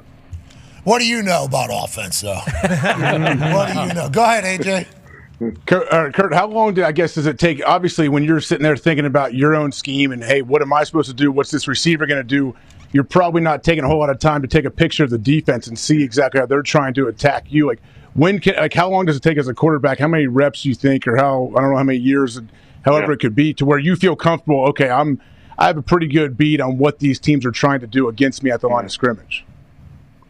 Great question, because if I'm thinking more about my offense, I obviously can't think as much about the defense as I want to think. If I'm coming up to the under center and I'm still contemplating, okay, what's he doing over here? Okay, these guys are over here, and what am I doing versus all the coverages? And then all of a sudden the play clock's down to 3 or 4, and I'm going, okay, what are they doing? Oh, snap the ball, and I'm trying to figure it out. So, yeah, I don't know the amount of time that it takes, but that's what you have to get to, where out here is second nature. I know what we're doing like the back of my hand. I can react to do. Now all I have to do is, what are they doing? Oh, the safety's going back to cover 2. Great, I'm going over here with the football, and those types of things. But yeah, you start stacking all that together, and then you add, the nuances of these defenses and the looks they're giving us, where it's not just basic, where I can figure it out in a half a second, and now it just continually stacks up, and it goes to the conversation that we had last week. That I believe, because of some of that, a lot of these teams are going to the pure progression type passes. So now the quarterback doesn't have to know. Just drop back and go look at that guy and see if he's open and throw it to him. And we don't like that, Kurt. We don't like that. Nope. Because you can't. I don't know about we. Can't win. I don't know about we. I know about I don't like that. And and a lot of people are saying. Yeah, a lot of people are saying, well, the game has gotten so complex. And it's interesting because there are in certain situations, there's no doubt about it. And there's nuance to this with the athletes that we have now that, that make some things harder. But if you just go and watch games, play to play, there are, there's only so many coverages that you can play. And when you play those coverages, you still have to cover the zones in those coverages. Like, teams aren't out there, bringing all these pressures and then just leaving half the field wide open. Like, they're getting people to those areas to play the base coverages that we've always seen in this league, and we primarily see in this league now outside of those change-ups. And so it's recognizing what we need to recognize. It's understanding your play to know, I don't really care what the big picture coverage is. All I need to know is if we've got 2 guys over here and they've only got 1, I can read that guy and make a play. And so I think sometimes we're kind of dumbing it down for these quarterbacks, like, oh, they can't handle all this. And B, we're not being able to focus on the small things, that we need to look at. You don't need to know what all 11 guys are doing. And I know we used to always say that, hey, good quarterbacks know what all 11 guys are doing. No, we don't. We just know, can they cover the guys that we have running these particular routes? Because all I need to worry about is 2 guys. Oh, do they have a guy deep and a guy underneath? Can they cover this concept? I don't really need to know what all 11 are doing if I know those little things that I'm looking at. And I think those are some of the things that are missing in the league. And again, we're trying to dumb it down and simplify it because we believe at the end of the day that will make more guys more successful. I just don't necessarily buy into that adage. Well, we feel that way. And I want to let you know, as a punter, I knew what all 11 guys on the field were doing. Yep. Okay, every single one. Yes, you did. I knew what everybody's job was. I had a front row seat. Bingo, yeah. He knew what everybody was doing, too. Yeah. So the coach and the punter. punter. No. We knew what everybody's job was, like what they were supposed to do. We just didn't see them, on the snap in 3 seconds. I couldn't see what all 11 guys were doing. Okay. But I just needed to know that the few that were important to me, I needed to know what they were doing. Punting a little bit more mentally tasking than quarterback. That's what I just... It sounds like it. Sounds like it. I mean, okay. That's a big deal. I'm pretty pumped up about it. What Kurt Warner says it. No, I'm joking, obviously. The quarterback situation that kind of rings the most true, I think, with what you just said, being quite a benefit if you know what the hell is happening, is very apparent in Carolina. Ty has a question for you. Yeah, Kurt, after last season and obviously 2 weeks through this season, a lot of people are basically saying, like, hey, this Carolina Panthers team might be the worst football team ever, maybe the worst franchise in sports. And then all of a sudden, Andy Dalton goes out there, throws for 300 yards and 3 touchdowns. Is it really as simple as, hey, they needed a guy like Andy Dalton to be in there, and now this is a team that could go out there and win several games this year? Like, can you really boil it down to, hey, they just needed to replace Bryce Young, and now Andy Dalton has the keys, and with Dave Canales, like, they could actually maybe do something this year? Well, first I'll say I'm not sure if anybody saw that coming from Carolina. So, what you saw from Carolina the last year and a couple games when Bryce was the quarterback, no, I didn't see that. I didn't know what they were capable of offensively because it didn't look good and they weren't creating big plays. Now, did I believe that putting Andy Dalton in there, and this is twofold. First, I've been an advocate of Andy Dalton and believe he's one of the 32 best quarterbacks in the world for a long time. And because he doesn't have the physical gifts of some of these guys in the league, I think his career has gone a different route, and he's found himself as a backup when he should be a starter in this league. Like, he's better than, at least half the quarterbacks that are starting in the league right now. He's better than them. He's smart. He's accurate. He knows where to go with the football. He makes the layups. He gets the ball out of his hands quickly because of the things that I'm talking about. And that automatically helps your football team because if nothing else, you're not taking sacks. You're not making negative plays. And so any team that makes, a 4-yard gain instead of a 5-yard loss is always going to have a better chance to be a good football team. Like, Andy played good in that game. I think Andy could play a lot better than he played in that game, and they still put up a bunch of points and moved the football because they were on schedule because of the way that he plays and the way that he gets the ball out of his hands. And so I don't know how good they can be. We're going to have to see it a couple more weeks and go, man, was that just new energy and kind of the perfect storm, or are they a team that's capable of all this? But yes, it is as simple as when you take a young quarterback who's struggling to see it and get the ball out quickly and get the ball out on time, and you put a quarterback in there that can do all of those things, yes, I do believe it's automatically going to make your team better, even if you don't necessarily have great talent, right? If you have a receiver that gets separation at the top of his route, but he's not going to hold that separation, better get the ball out on time, better get it to him when he gets open. You do that, now we get a big completion. You're late on that. Now it's a knockdown, it's an interception, the defense wins. And so that kind of stuff makes a huge difference in this day and age. Well, really, in any day and age when you've got a quarterback that can do that. Did you say Andy Dalton was born with red hair? That's why people don't give him credit? Is that what you said? I did not. I don't think I heard that. I might have been thinking. I heard you might have heard that in my mind, but I did not say that.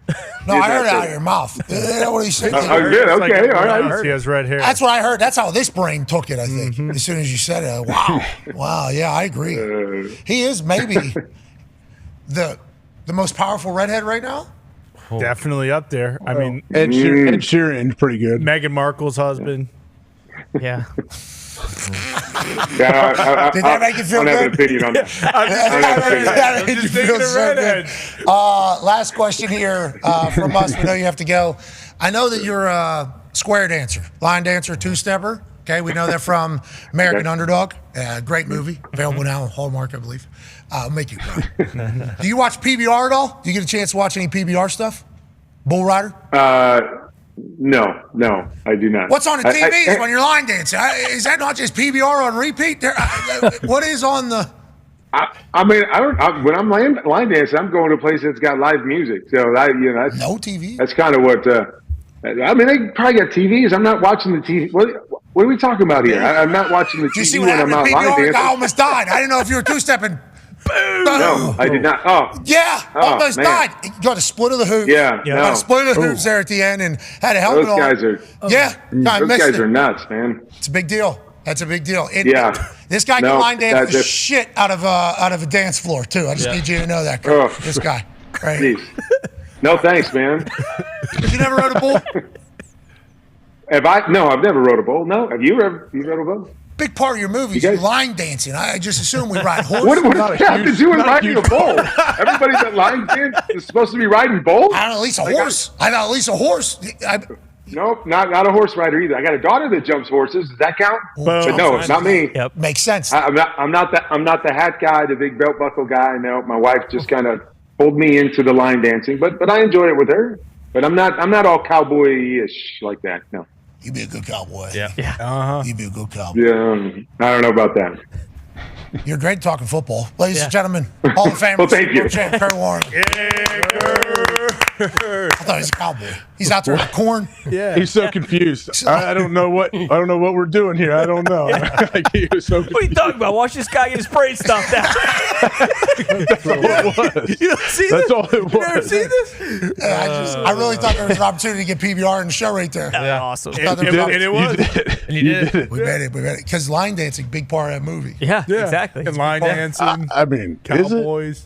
What? There's Tom courted his wife. What are you one or two, about? one scene in the movie, right? Pivotal Maybe? scenes. Are all scenes both the same? No. Okay, that was a pretty big scene. I guess not. What the hell? Introduce a new character, asshole. Yeah, big character. Very important character. Yeah. I need to rewatch it. I guess. Did you even ever see it? Do you ever do research for any of the guests that are coming on? I watched American Underdog last night because I knew Kurt was potentially coming on today. Yeah. His junior college coach should have been thrown in prison for how many times he got him hit in that one practice. They sacked him 40 times in a row. That's pivotal scene. Got that ball out, though. Pivotal scene. Pivotal scene. That is a big time. That's a big part of the whole offense. Now he's got 3 of the top 15 offenses in the history of the NFL. That's right. What a story. Thought for sure he knew some Cowboys. I thought for sure he'd be able to say, this ain't my first rodeo if he went to a rodeo soon. Because he'd been in one before. Yeah. Coach, you go to a bunch of rodeos out there? Boise? Yeah. All right, Chuck. Yeah, okay. Sounds like it. Yeah, I rode a cow. What's your favorite Still part? here with us? You rode a cow and Rode a bull. Yeah, it was a cow. We thought we were bull riding. just out in the field? No, they had a Milking little 'em? place. They had a place 5-10 miles out of town that you could go and pay like $10 to ride a bull. Yeah. And we got on these cows. Thought we were riding bulls. It's like Thought we were pretty $1,000 special. today. Got the hat on and Never do the mechanical one. You can't get me to do that was that just- because that was a there's a dude in a corner that's controlling that Yeah. the whole time, and I don't like feeling with everything that's going on right now. Yeah, big Yeah, he's got one hand on the control and one hand on his hog. I don't know if that's true. I don't know if that's It's true. usually the case. I heard that. I don't know if that's true. I just don't want. I mean, there's a chance situations are situational. Yeah. I'm sure there are some straight laced. I'm gonna make sure this is a real simulation of a bull ride. Yeah. And then there's probably some others that I've encountered. Let's talk a little bit about what's going on with the Pittsburgh Steelers. Justin Fields and the Pittsburgh Steelers are coming to the Loud House this week. Sure. Okay, it's going to be loud. Very. for both teams. A lot of Steelers Probably. fans. Steelers fans What was travel that? very well. Coach, what did that mean? What are you talking What do about? you mean? We've played the Steelers in that stadium. What are you talking about? Yeah, and we had to. I hope Shane has got the noise going when his offense is on the field This week. because you guys said it was loud last week, right, with the Bears? A lot of Bears. There's a lot of orange in there. And they Right, found, well, guess all the what? Bears fans found out first third down. It was like one little group stood up and they're like, yeah. And then it was like the whole stadium you watched, it was like a wave stood up and it was like, damn, that's like 45, 50%. Yeah, That's war cry. There's a lot of The first time they came was it the Thanksgiving game? Yeah. That whatever, right? Look up AJ and Tone. There's terrible towels. I mean, everywhere. And the first third down we were out there, I thought we were on damn defense. It was our offense out there. That is Billy It was Bones. no. Yeah, Bonesburg. That's Billy Bones. That's a real deal. Pittsburgh's going to be here. And I don't think that's right. We give up our tickets that easy like that. Yeah, me neither, Coach. It's the Loud House. Yeah. Now, speaking of, I potentially have some guests coming in as well. That should be a fun Sunday for sure. Justin Fields, though, talking about the Pittsburgh Steelers culture has been fun to kind of experience. He was on with Cam Hayward and Cam Hayward. It's Cam Hayward's show. Yep. His buddy. It's a good show. Yep. And I assume people say and don't know. Oh, yeah, without a doubt. You know, so we don't mean any harm here. That is 100% on us. But Justin Fields talking to Cam Hayward about the vibes he feels, most specifically the pregame speech from TJ Watt. I can't lie. We played Atlanta week 1. I've never seen players take over the game like TJ did. I'm not gonna lie. Like when I saw that, it was just his pregame speech, bro. I don't know if he's done that before. Yeah, it's a lot. Wait, what? It's a lot. It was lit. Like I felt like I was in a movie, dog. Like it was crazy because I'm just nobody. I know I didn't expect that when he threw his helmet down and yelled. Oh yeah, but that's TJ. That's TJ. Bro, Like, I'd never seen that. Like, I didn't expect that coming. So I'm like, I'm ready to go. After that, I'm ready to go. Like, it was crazy. Cam's ready to laugh. Justin's ready to go. because I've seen it so much. So like you've seen TJ it a will lot. work himself up and then not be able to talk. Okay. So like, you'd be like, bro, calm down. So like the guys who've been here, I'll be looking at them and be like, you know, TJ on it today, and they'll be like, yeah, let's just teach. Yeah. But nah, I mean, that was my first. You feel me? First time I've heard him talk or pregame speech, quote unquote. But like, when he did that, I was ready to go, bro. I was like, how about it? Justin Fields is Pittsburgh Steeler. Tone Diggs, you go 6 to midnight. Listen to that. I heard it happen. Yeah, that's my quarterback right there. That's JF2 right there. How do you feel about Cam Hayward saying, don't get too excited? Well, no, I mean, Cam's been there for what, 13 years now, and a lot of them with TJ. So him and TJ are they've been the guys for a long, long time. So, I mean, you guys have been in the locker room. No. AJ, those speeches. Never get old. Those are. To TJ's defense, when it's like coming from the most dominant player in the NFL, like, and you can tell he means it, then there's something to it. How about Justin Fields? All right. Let's go. Holy shit. It worked. TJ Worked Watt. for him. It certainly has, and it's going to continue to. TJ Watt, what a perfect depiction of a Pittsburgh He's the Steeler. best. Couldn't have worked out any better. And then with the deal that they currently have in the quarterback room and Justin Fields playing the way that they're playing and Artie Smith coming in and being a perfect match for the city of Pittsburgh. Like that is, they still run the ball. There's some explosive plays because they know that they got George Pickens. Defense is always going to fly around. It's like this Steelers team, they are flying high over there coming into the Loud House. They're coming into the Loud House in Indianapolis, and they're feeling very good. That drive across 70 is going to be one that a lot of them are taking. And they're coming in expecting to win by 30. Yeah. I think that is potentially a thought. I don't like that. I'm just reporting the information I'm receiving from the people that are traveling out here for said game. They think this is going to be a blowout. Hey, let's just make sure, like, who do we have to take care of for the Colts? The football. TJ Watt. Yeah, ball is the program. I get that, right? But make sure 90 doesn't wreck How do we do that, game. Chuck? Well, the Colts said. Well, let's not get 5 out. Let's put a tight end over there. Let's put a back over there. Let's make sure that they don't give us something from an exotic look like we watched that takes a back over here, and now we've got, what's the left tackle's name and the right tackle's name? You know their names. Freeze. Come on, Coach. Fries. You got it. Fry. We got Fries. Bill He's the guard. He's the right guard, right? But Braden Smith's on the right side, That's right? not his name. Isn't it? Billy Fries, yeah. You sure? Yeah, there was a French and there was a Fries. I remember agree. that. I agree completely. Offensive line for the Indianapolis Colts, number 1 in the league via Pro Football Focus. Really? Because I didn't really? see them on AQ's top 5. Yeah, that was the problem. He had them at 6. He said they're right there, and then he said 4 other teams. So I think AQ is potentially, because remember what Quentin Nelson did. He was being an adult on that. And AQ Smart. Shipley's like, no, on my list. Yep. Can't have it. I hope Cam Hayward doesn't do Quentin Nelson what he did in the past. No, listen, that was one. It was slippy. Yeah. It was slippy because out the there. coconut husk is. Coconut Husk, that's an advantage for the Indianapolis Colts. Shane Steichen was asked, though, about whether or not he has a plan for TJ Watt, and he said he does have a plan. He said, I hope so. Yuck, yuck, yuck. That's not what he said. That is not what Shane Steichen said. I better hope so, because Colts social media is firing up TJ. They basically said Latu's basically the same as TJ. What do you know? They were just promoting the game. Coach sent it to me. He saw it. It was bold. They were promoting the They're game. putting bulletin board material out already. The social media people. Mm-hmm. No, they were just promoting the game. Said RTJ Watt Latu's got something coming for Justin Fields. No, the Colts were saying to Pete. Don't do that. That's not what happened. That's exactly. There's no greatness to Pete. I What don't were know. they trying to depict right I don't know. there? You tell me, Coach. You saw it. Can we pull this? Yeah, here it is. They did the split face with Leatu Latu and TJ Watt, and then had them both. They're just saying If these I'm two are. Latu, run that by me. I'm a rookie. I've got one little deal, one little press. Don't do that to me. One little deal. If you're Latu, hey, put me on there by you myself. played, 6 snaps. You can't have this happen. If you're right, Calling him AJ, Latu if you're Latu, you don't want to be up next to that dude. Chuck, if you're the head coach and this happened, would you go right to somebody and tell them to take it down? Absolutely. Someone's getting whacked.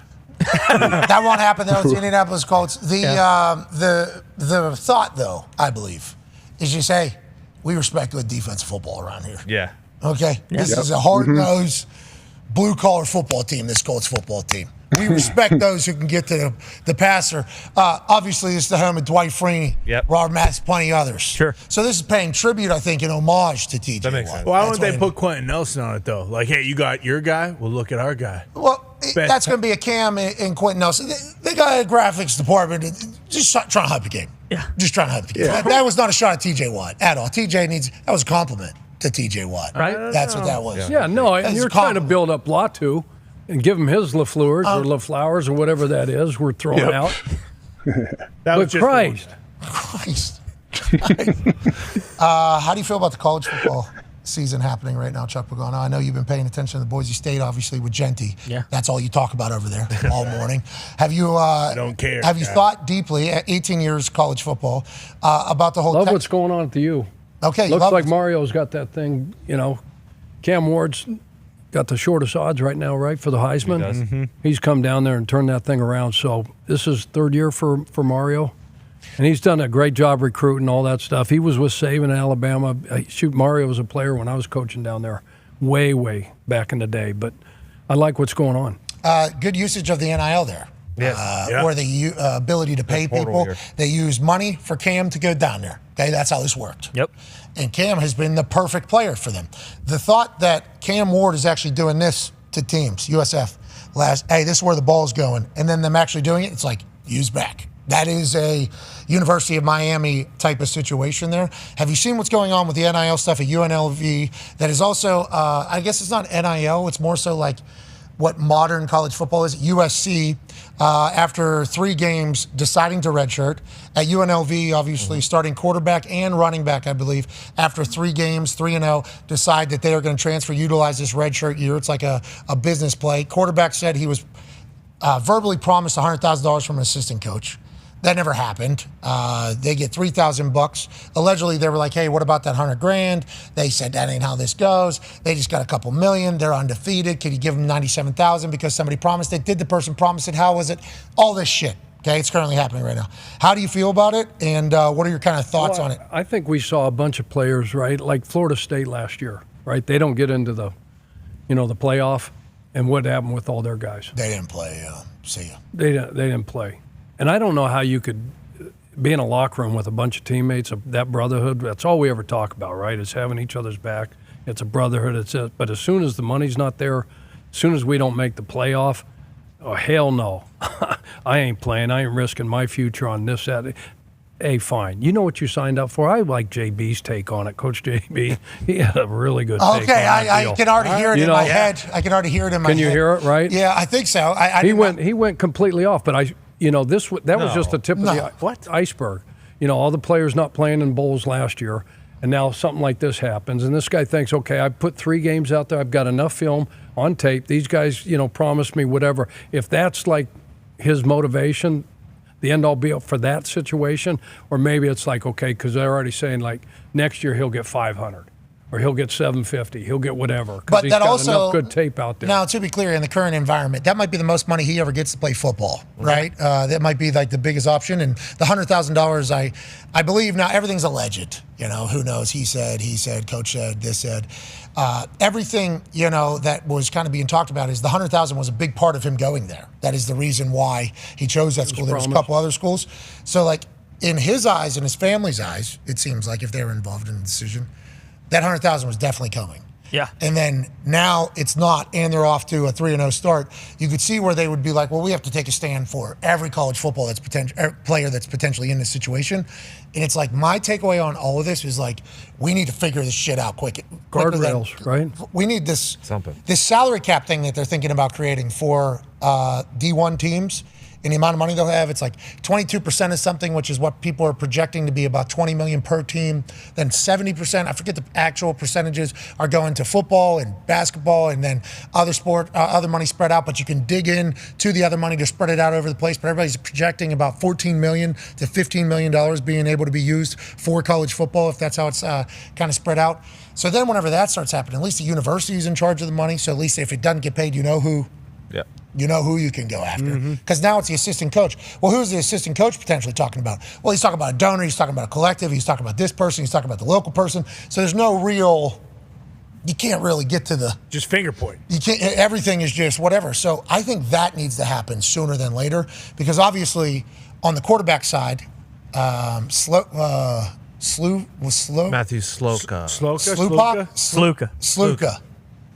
Sluka, great name. He feels like he's probably taking a stand both for himself and for a lot of college football players that are in this situation. They're probably too embarrassed to say that they got bamboozled, okay, which is probably happening at a pretty rapid rate. And then the team, if I'm his teammate, I'm like, yo, come on, man. 3-0, middle of the season, we're doing this. Well, but I guess you just think about the business side now if you're in college, just like the NFL guys do whenever people hold out. It's a loud scene. This is a loud thing that is potentially the breaking point for the NIL shit to get settled. Are these all handshakes?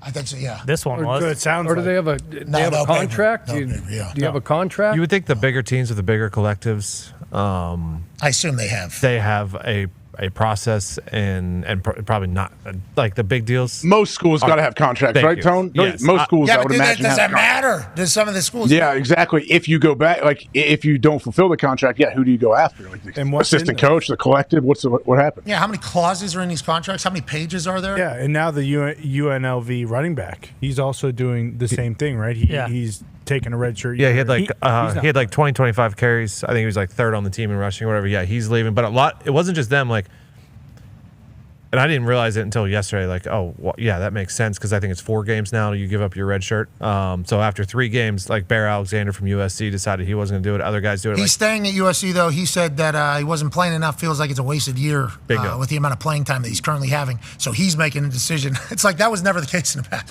Players were never deciding when they were redshirting. It was kind of happening. Yeah, that was kind of. So now he practices the rest of the year like a red shirt, and he just goes and runs scout team. Is that what he does? And then what if Lincoln Riley says, "What about playing?" Yeah, how's that work? Like most of them will say, "I'm in a red shirt and enter the portal whenever it opens." Right? Yeah. What if they get an injury to D-line second to last game? They need him. Yeah. There's 2 games left. We could potentially go. And they have one. Yeah. Win the Big That's Ten. a real situation. And who's USC got last week? It's a big one. Notre Dame? Notre Dame, yeah. Notre Dame could be a big one. Could be a big one. Absolutely. It's like, what if that happens? How does that work? Because that would be modern day versus literally every other time that college football has existed. You know? And it's like, there was even conversations back in the day about, oh, he blew his red shirt, but we needed him. Yeah. Like, that just used to be how it was. Now it's the complete opposite. It's like, you know what, you guys blew this year for me. I'm taking it. I'm a red shirt. I'm taking a red shirt. It's like, wow, that's all. It's a complete flip. It is a complete 180.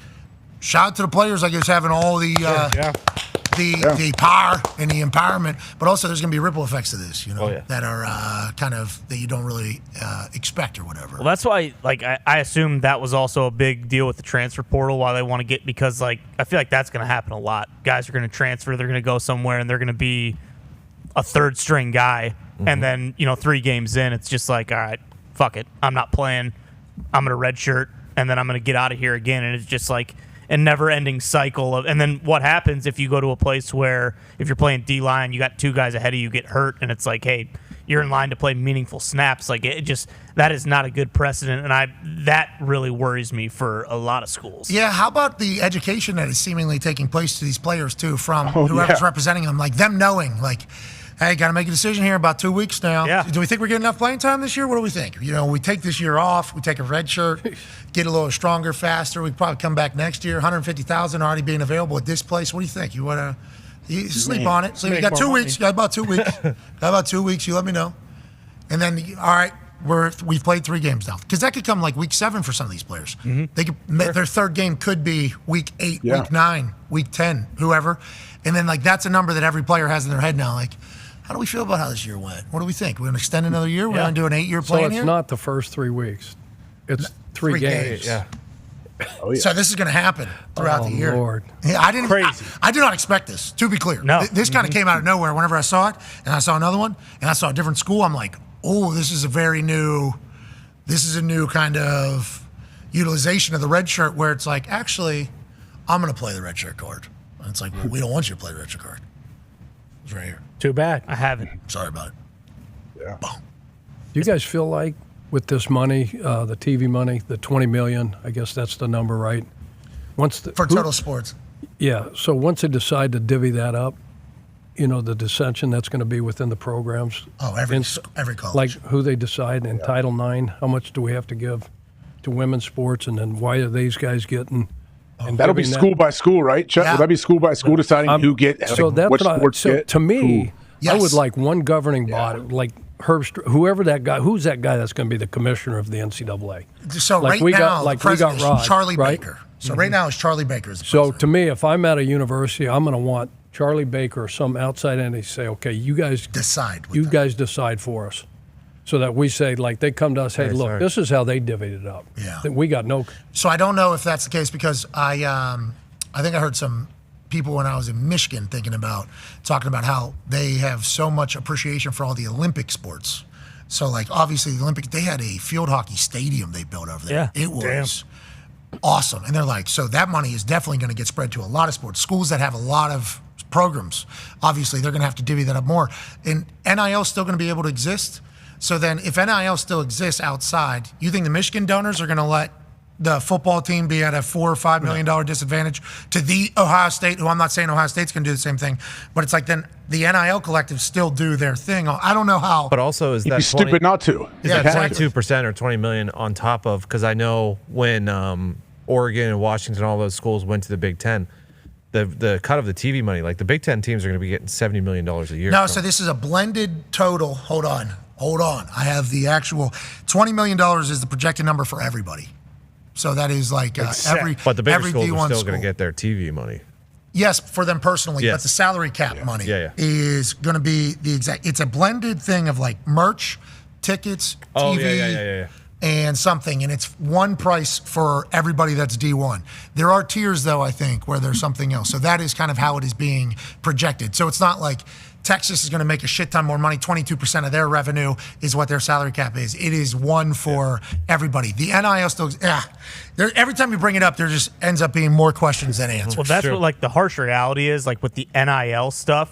Like I worked at Iowa for like the where you call former alumni and it's about just giving back to the general scholarship fund or whatever. Like most of these people who have big money, like they want to donate it to the football team. And so if like you end up telling them like, hey, okay, well, you were going to donate $10 million to the football team, but we're actually going to take $7.5 million of that and we're going to give it to the rowing team so they can get a new facility. Like those people are going to pull like that. That's not how it works. Yeah, the donor people will be for the NIL. The school will be in charge of picking where the $20 million goes. And that, my friends, is where it gets messy. To what Chuck's point. Yeah. Chuck's like, can somebody else make this decision so we don't have to sit in a room and be like, I don't care about women's lacrosse. That's what football people are gonna. You know what I mean? That's what money make. That basketball programs are gonna have to say that type of stuff. And it's like, can somebody else make this decision? We want money to go everywhere, but we don't want to have to be the ones to say this percentage here, this percentage here. Because if we're just doing via percentage based of revenue, this is how we would do it. But if you guys, that's a whole nother problem. Now, this show will continue on ESPN Plus, YouTube, and TikTok Live whenever we exit from ESPN Linear here on this glorious Week 4 NFL kickoff Thursday. Chuck will be making his picks. Okay, AJ, I don't know if you know this or not, and ESPN Bet just ran right there. I don't know if the line has moved on ESPN Bet like everywhere else, or if ESPN Bet still has it at 6. But Cowboys 6, Giants, at home, vibing, kind of really getting after it. Have you thought about the fact that Chuck Pagano gets these right at like a 90% clip? Like he's like a sportsbook savant at this point, AJ. Oh, yeah. Chuck is the man to go to. I have people asking on the street, hey, who's Chuck picking tonight? So I'm looking forward to it. How do you feel about that? Oh, wow.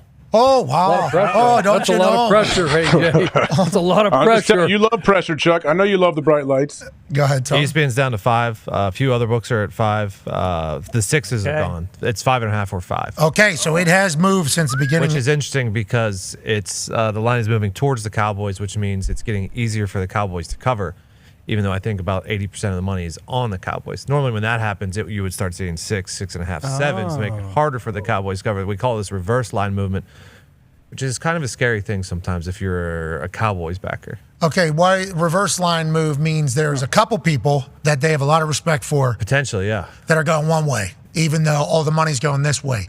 And the more sharp people that end up on this side, the more they're moving the line, even though it doesn't matter seemingly what everybody else is doing. Yes. Okay, So the smart money is saying, the sharp money, allegedly, potentially. There could be other reverse line movements, reasonings. Not really, right? Not normally, but. So they all like the. What are we saying? 80% is on the Cowboys. 82% of the bets, 76% of the money. Don't love that. That's a And the line went down. What was the stat so far this year? I think it's 14-2. Well, now it doesn't even apply because at one time it applied to dogs with 5.5 or more this season against the spread, and I think 4-0, 5-0. Last week, they won 4 or 5 games. 14-2 ATS, 10-4 straight up. Who's that? Over 5.5 or over underdogs. Yeah, and tonight, Giants would have been that at the beginning of the program. 6, 5.5 down to 5. So does that count or is it at kick? That's a good question. Thought it was that close. Okay. I'm pumped to see who the hell Chuck takes. Me too. I kind of got a feeling of who he likes. For sure. But I'm not 100. I haven't read them yet. Are the injury deals out? Do we know exactly who's out? I know Bruce has been saying all week that the Giants secondary is banged up. I know that for sure. What's the over-under? That's a good question. Okay. Nobody's 45? Nobody's really looking at that. 45.5. Over under 45.5. Has that moved at all, or is that updated? We shall see. Tonight's going to be a good one. I'm excited to overreact to it tomorrow on this glorious Friday. Jim Cantor will join us in about 10 minutes to break down the storm that's hitting the South this weekend. T's and P's to everybody, but how's sports going to get affected? We'll talk to the weatherman on the Weather Channel. Have to. AJ, we just sent an email and we get Jim Cantor on the show. It's an awesome time to be alive. Is he down? Is he going to be doing it live from a storm somewhere outside? I think he's in Tallahassee right now. I think he's actually, yeah. I don't know if he's What going if to he's be. getting blown away by the way? Yeah, that'd be awesome. Hopefully he's getting pushed the whole time. There's a chance of getting blown. Yeah. No doubt. There's a chance. There is a chance. Always a chance of getting blown. That's All true. right. This show continues on YouTube, ESPN Plus, and TikTok Live. We'll be back tomorrow. Be a friend, tell a friend something nice. It might change their life. Goodbye. That clock really does it. Yeah, it is nice. It's great. It's right clock. there. So It's that really will nice. look up wherever you want. Good idea. Perfect. It's a pretty good little play. All right, Chuck, do you know who you're picking? Have you been waffling at all? Boy. No. Okay. Really? Absolutely not. All right, let's take a break. We'll take a break. He knows better. On the other side, we'll have Jim Cantor. Yep. We'll have Chuck Pagano's pick. Boom. And we'll wrap up all the storylines from today before we kick off week 4 of the NFL season. Hell yeah. Hey, good game tonight probably coming. Awesome game. Honestly, I think it's going to be a really good game. Me too. Don't want to give away my pick, but Cowboys got to figure some stuff out. No weather, right? No weather up Dude. there, right? MetLife, no weather. Well, There's always weather in MetLife, though. There'll be some sort of breeze. Should be fairly nice in New York, though. Really? Jersey. Shadows of New Yeah, York shadows of New York City. Excuse me. City. WrestleMania from the Shed. I watched a couple episodes. What'd you think? So I watched the first. I felt I like it. I'm intrigued. I can't wait to watch the rest. I'm gonna watch. What is it? Really well done. It's about Mr. McMahon, Vince McMahon, kind of WWE, former president and chairman of the board of the WWE. He sat down, interviewed everybody that has basically made decisions for the WWE, sat down, interviewed old WWE. They're telling the story of the WWF into the WWE, the territories, everything like that. I got a double disc set of the World Heavyweight Champion, the history of it, and I watched it. So, a lot of stories kind of through that entire thing. I watch pretty much every wrestling documentary there's ever been. I enjoy the hell out of the business. Always have, always kind of will, I think. And this one seems like there's going to be a lot of really good, anything new yet? No. But there is a lot more access to a lot of shit in this particular one. I think it's been pretty well done. There's going to be a lot of eyes on this documentary. Yeah. On this It's like documentary. a Hard Knocks behind the curtain. No, it's like a docu-series tell. Yeah. It's like a...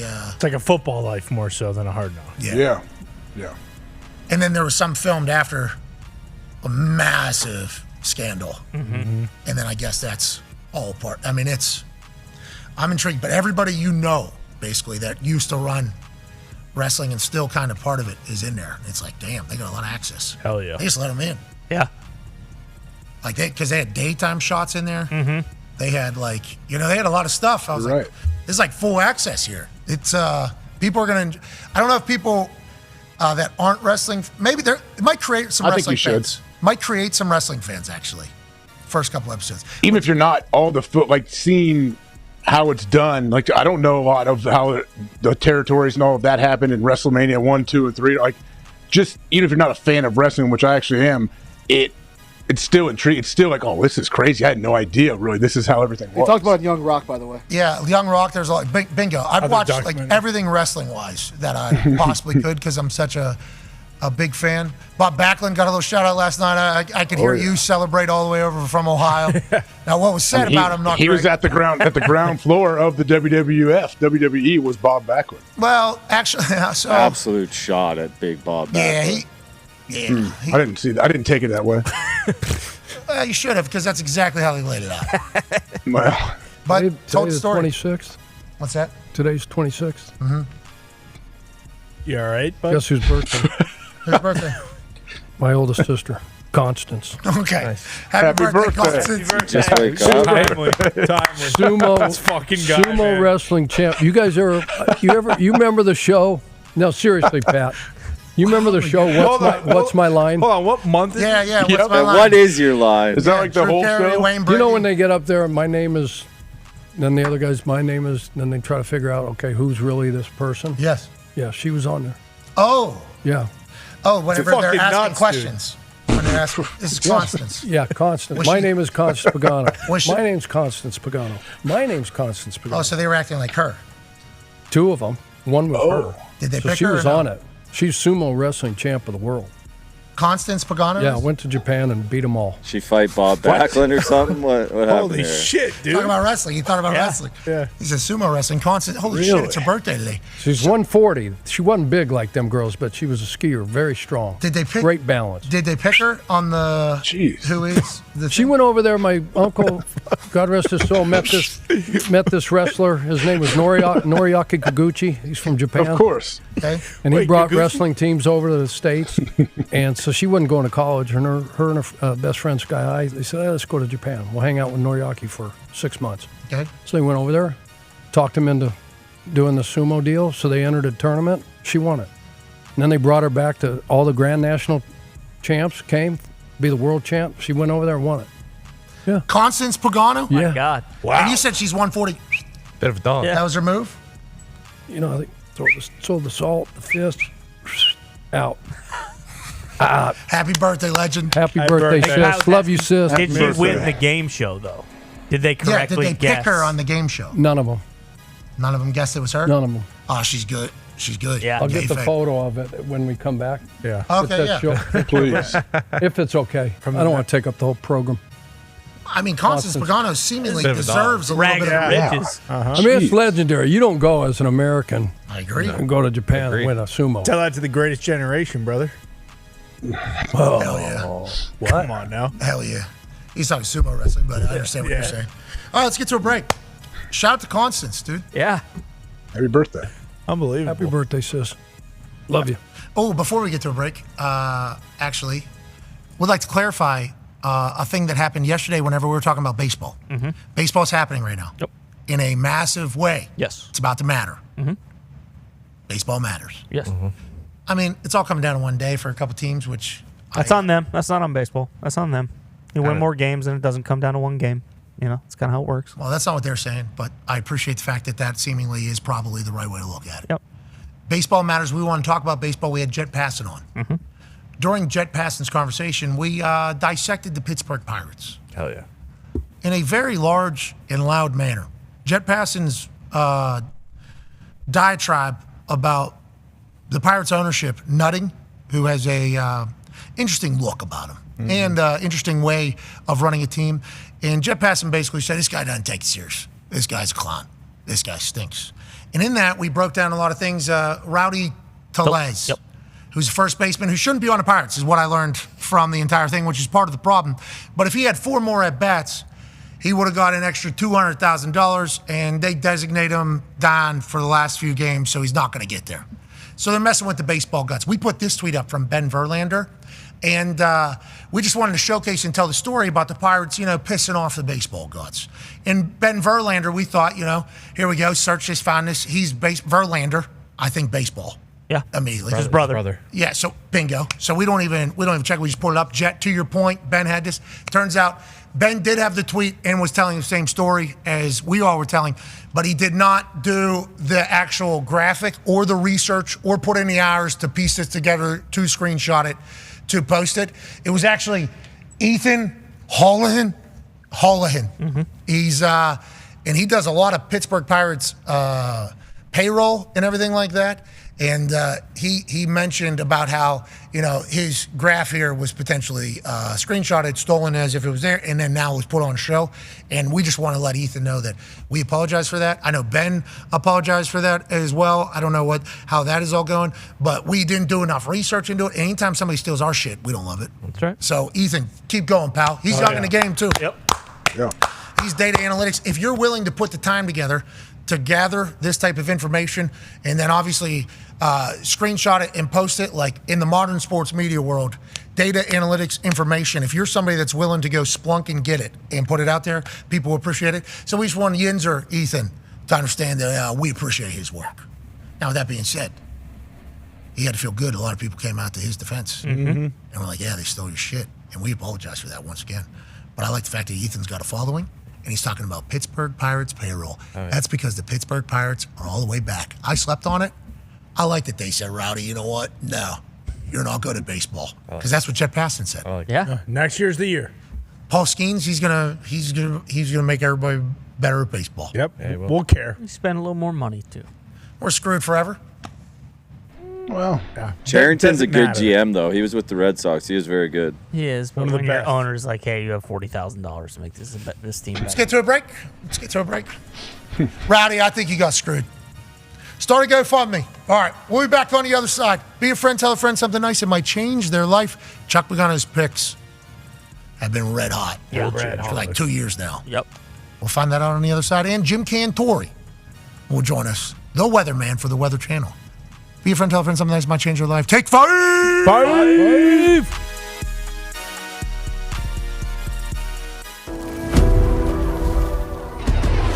I had no idea what to expect whenever I came out here to Utah.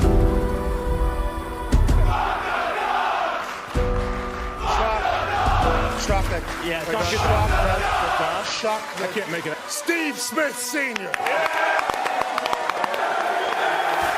Ladies and gentlemen, Pac-12 champion, head coach of the Utah Utes football team, pulling in on a Harley-Davidson Sportster, I do believe, Coach Kyle Whittingham.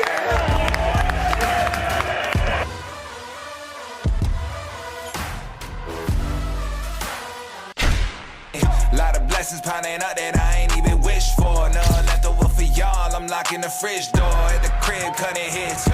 I read through the catalog, came to conclusion, no one's touching this.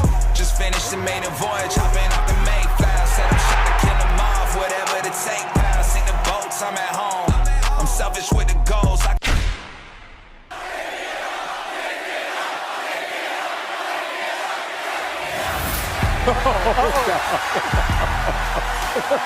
mean, you got to do it. It is 34 degrees out here in the back-to-back Pac-12 champions. Mighty Utah student section has been here in abundance. They've been loud. In today's a day where they showcase to the world that it's not just Mormons and soaking in Utah. No. It's great football and an incredible fan base. They've been so kind. I appreciate the hell out of you all. Have you ever thought something negative about a kicker before in your entire life? Yes. All right, relax, dude. Okay. Boston Connor was drinking with Dwayne Wade last night. $225,000. Let's remember this day forever, Cameron.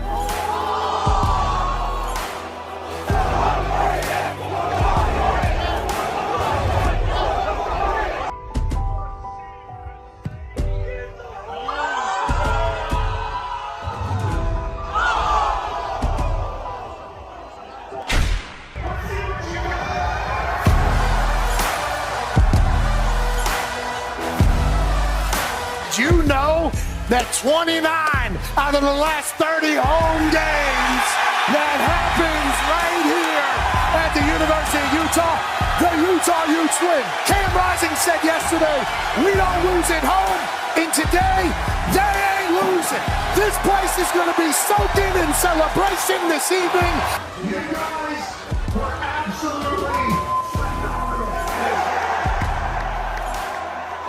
This morning, you showed everybody that this is a town you don't want to play. That's what you talk about.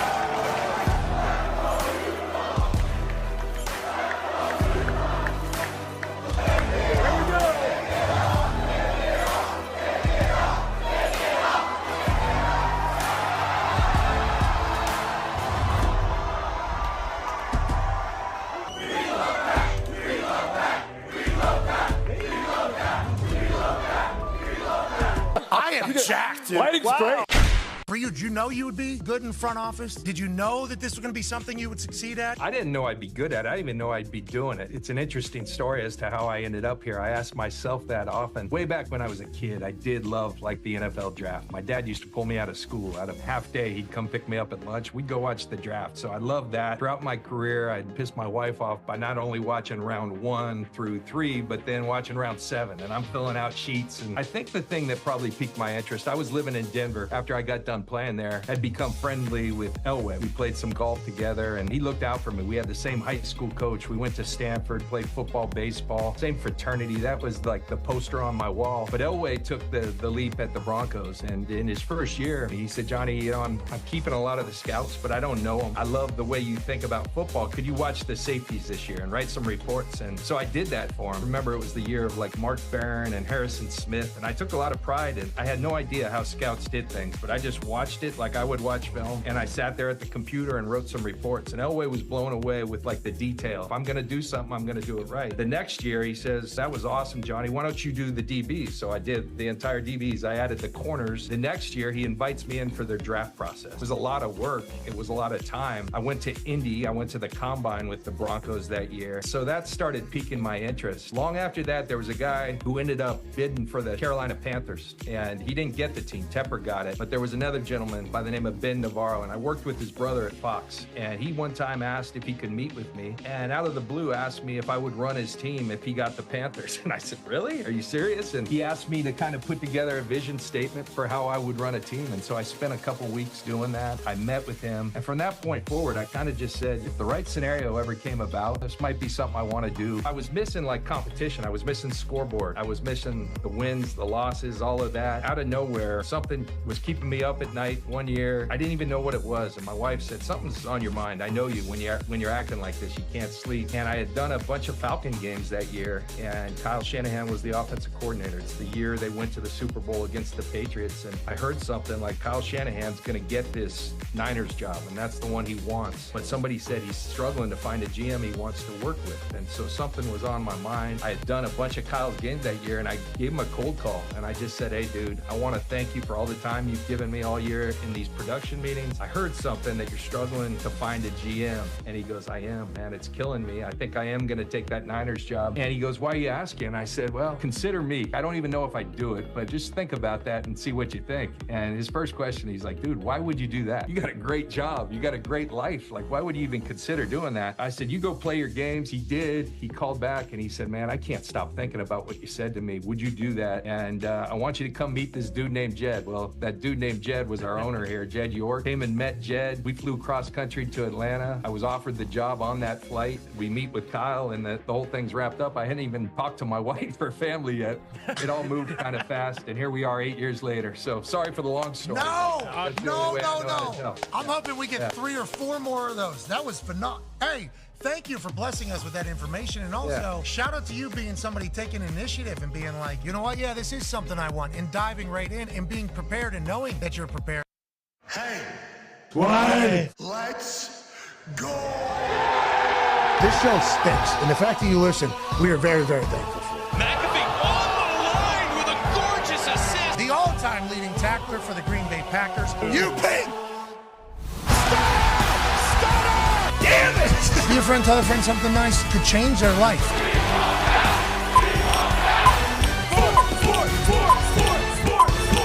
Hello, beautiful people, and welcome back to our humble abode, the Thunderdome, on this glorious Week 4 NFL Kickoff Thursday, September 26, 2024. Hour 3 of the program starts now. Football! This is what we normally talk about. That's AJ Hawk. The Talks the Tables here at Boston Connor and at Ty Schmidt. One half of the Hammer, Dahn. Cowboys AP. Tone is here. And a man who has coached football for 36 years of his life. 18 in college, 18 in the NFL. I was lucky to be a player in which he was a head coach. Ladies and gentlemen, Chuck Pagon. Yeah, coach. Now, football is what we talk about, but this weekend football has Mother Nature potentially coming in and saying, I got something to say.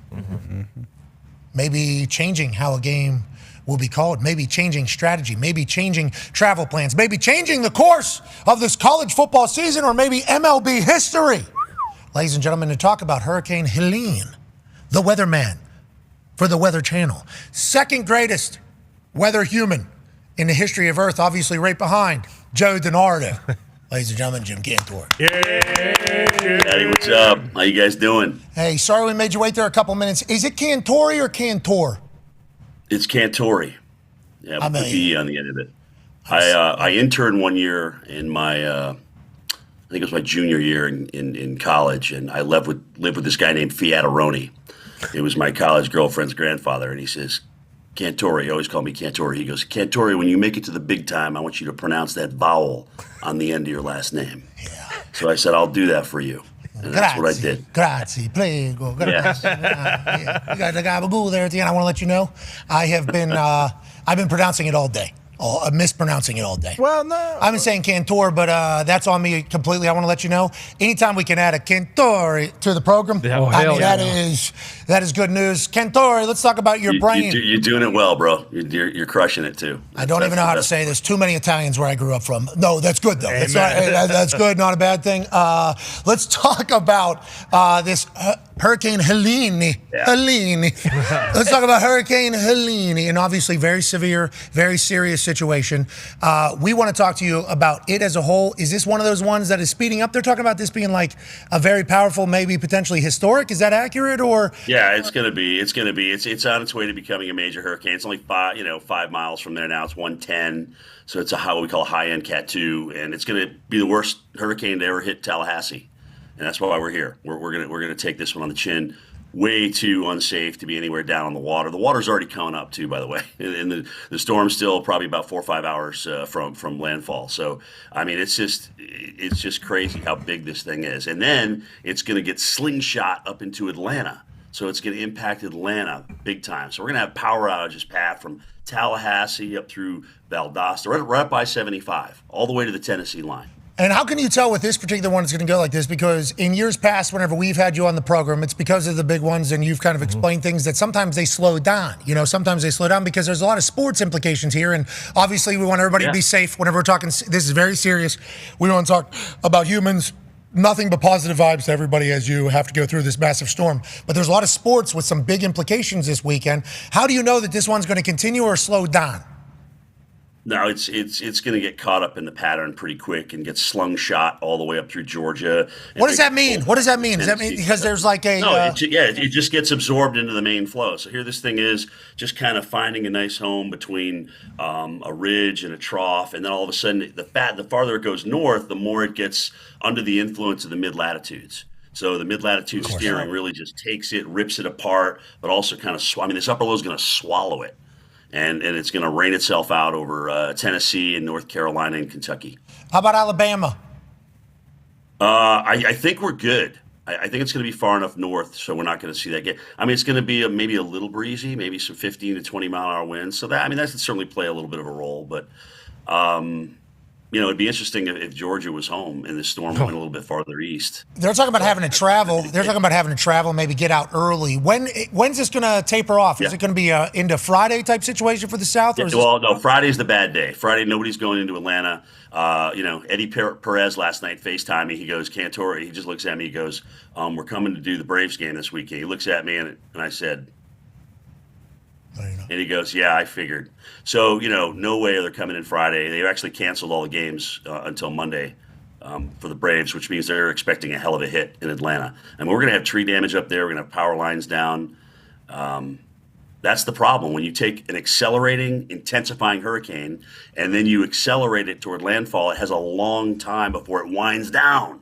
Yeah. So it comes in as this monster and then stays strong for quite a few miles inland. That's the problem. Atlanta is right in the wheelhouse of that thing. Okay, so are we at the end of this hurricane season, or are we in the middle of it? Where are we right now with storm? No, I mean we're only in early October, and hurricane season in the Atlantic goes to the end of November. And a lot of these projections early on for a busy season over the basin, a number of storms were pretty high. Everyone's like, "Where are all my storms? Where are all my storms?" That may not come to fruition, but okay, this will be our 4th hurricane landfall. That's a busy season, and obviously a historic one with a major hurricane coming in and causing a lot of damage. I mean, Tallahassee, a lot of trees here. Atlanta, a lot of trees there. And both of these areas and every area in between is going to get hammered. They may even have to close down I-75, not to mention the flooding over western North Carolina. Okay, so on that note, Tone has a question for you, Cantori. Yeah, Jim, I wanted to ask you about the storm surge because that's what's kind of trending on Twitter and what's getting the big reactions on Twitter because they're talking about up to potentially 20-foot storm surges. And I know I've seen pictures of that being just horrible. Is that what they're actually expecting? What's the storm surge? I believe in the Florida Bend, they're calling it. That is a great graphic right there. So, think about 10 stories is usually everybody's first floor if you look at that, right? We're talking about getting up into the 2nd floor. And a lot of times they say, well, if you're not going to evacuate, make sure you bring an axe with you so you can chop your way out of the roof. And that's the kind of situation in Steinhatchee, in Horseshoe Beach, Keaton Beach, maybe even Cedar Key. We were in Cedar Key last year for Idalia. We had 7.2. That was a record. We've never had that ever in Cedar Key. And guess what? We made double that in Cedar Key this year. Okay. We hope everybody's safe. And as you were saying, if you're not going to leave and you're just going to go up in your house, at least take an axe. Chuck Pagano, who lived down in Miami, was literally making the hand so you go out through the roof there. How can you predict what the storm surge is going to be? They have models that do that. The Hurricane Center has models that do that. They put in the size of the hurricane, the intensity of the hurricane, the angle of approach, how much bathymetry is on the water. In other words, is it shallow? Is it deep water? Things like that. All these things go into that equation, and they are able to predict these storm surges. And I mean, this is going to be a historic surge. We know that, and that's why you're seeing 15 to 20 feet. That's unprecedented for the Big Bend of Florida. Jeez, go ahead, AJ. That's Mr. bad. Cantori, so from let's say 30 years ago till now, I guess how has technology changed? Do we just know much earlier? Can we predict and get people out? Like, how has it changed from when you got in the game till now with what technology and how it can help us be safer? I mean, the model guidance in terms of where these things are going has gotten so good. I mean, you see how thin that cone is now. It's gotten a lot thinner over time because the track errors have been reduced. So you don't see this big, fat, wide cone like we used to have. But it's just better technology, better computer models, better mathematics and modeling, and faster computers, frankly. That's really the key to a lot of this modeling. Did you watch Twisters? I did. What'd you think? I was like, all right, I dig the love story. That's really sweet, but I want to see some more Twisters. Brother. Amen. Yeah. I mean, Thank you. That's the name of it. Oklahoma is hail. I think there's hail coming down right now. There's some bad storm. They're saying big hail, and then so that's back there where the upper low is. So that's the same piece that's going to steer, or as I said earlier, slingshot this thing into the southeastern United States.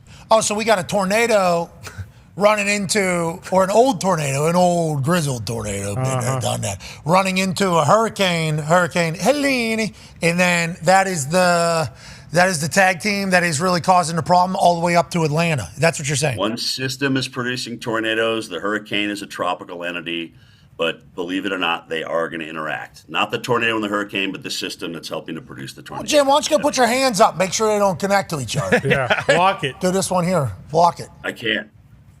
And why'd you say, Very good. I'm going to take this one right on the chin. I think this is a question that a lot of us have, because you weather people are like, do not leave your house. Mm-hmm.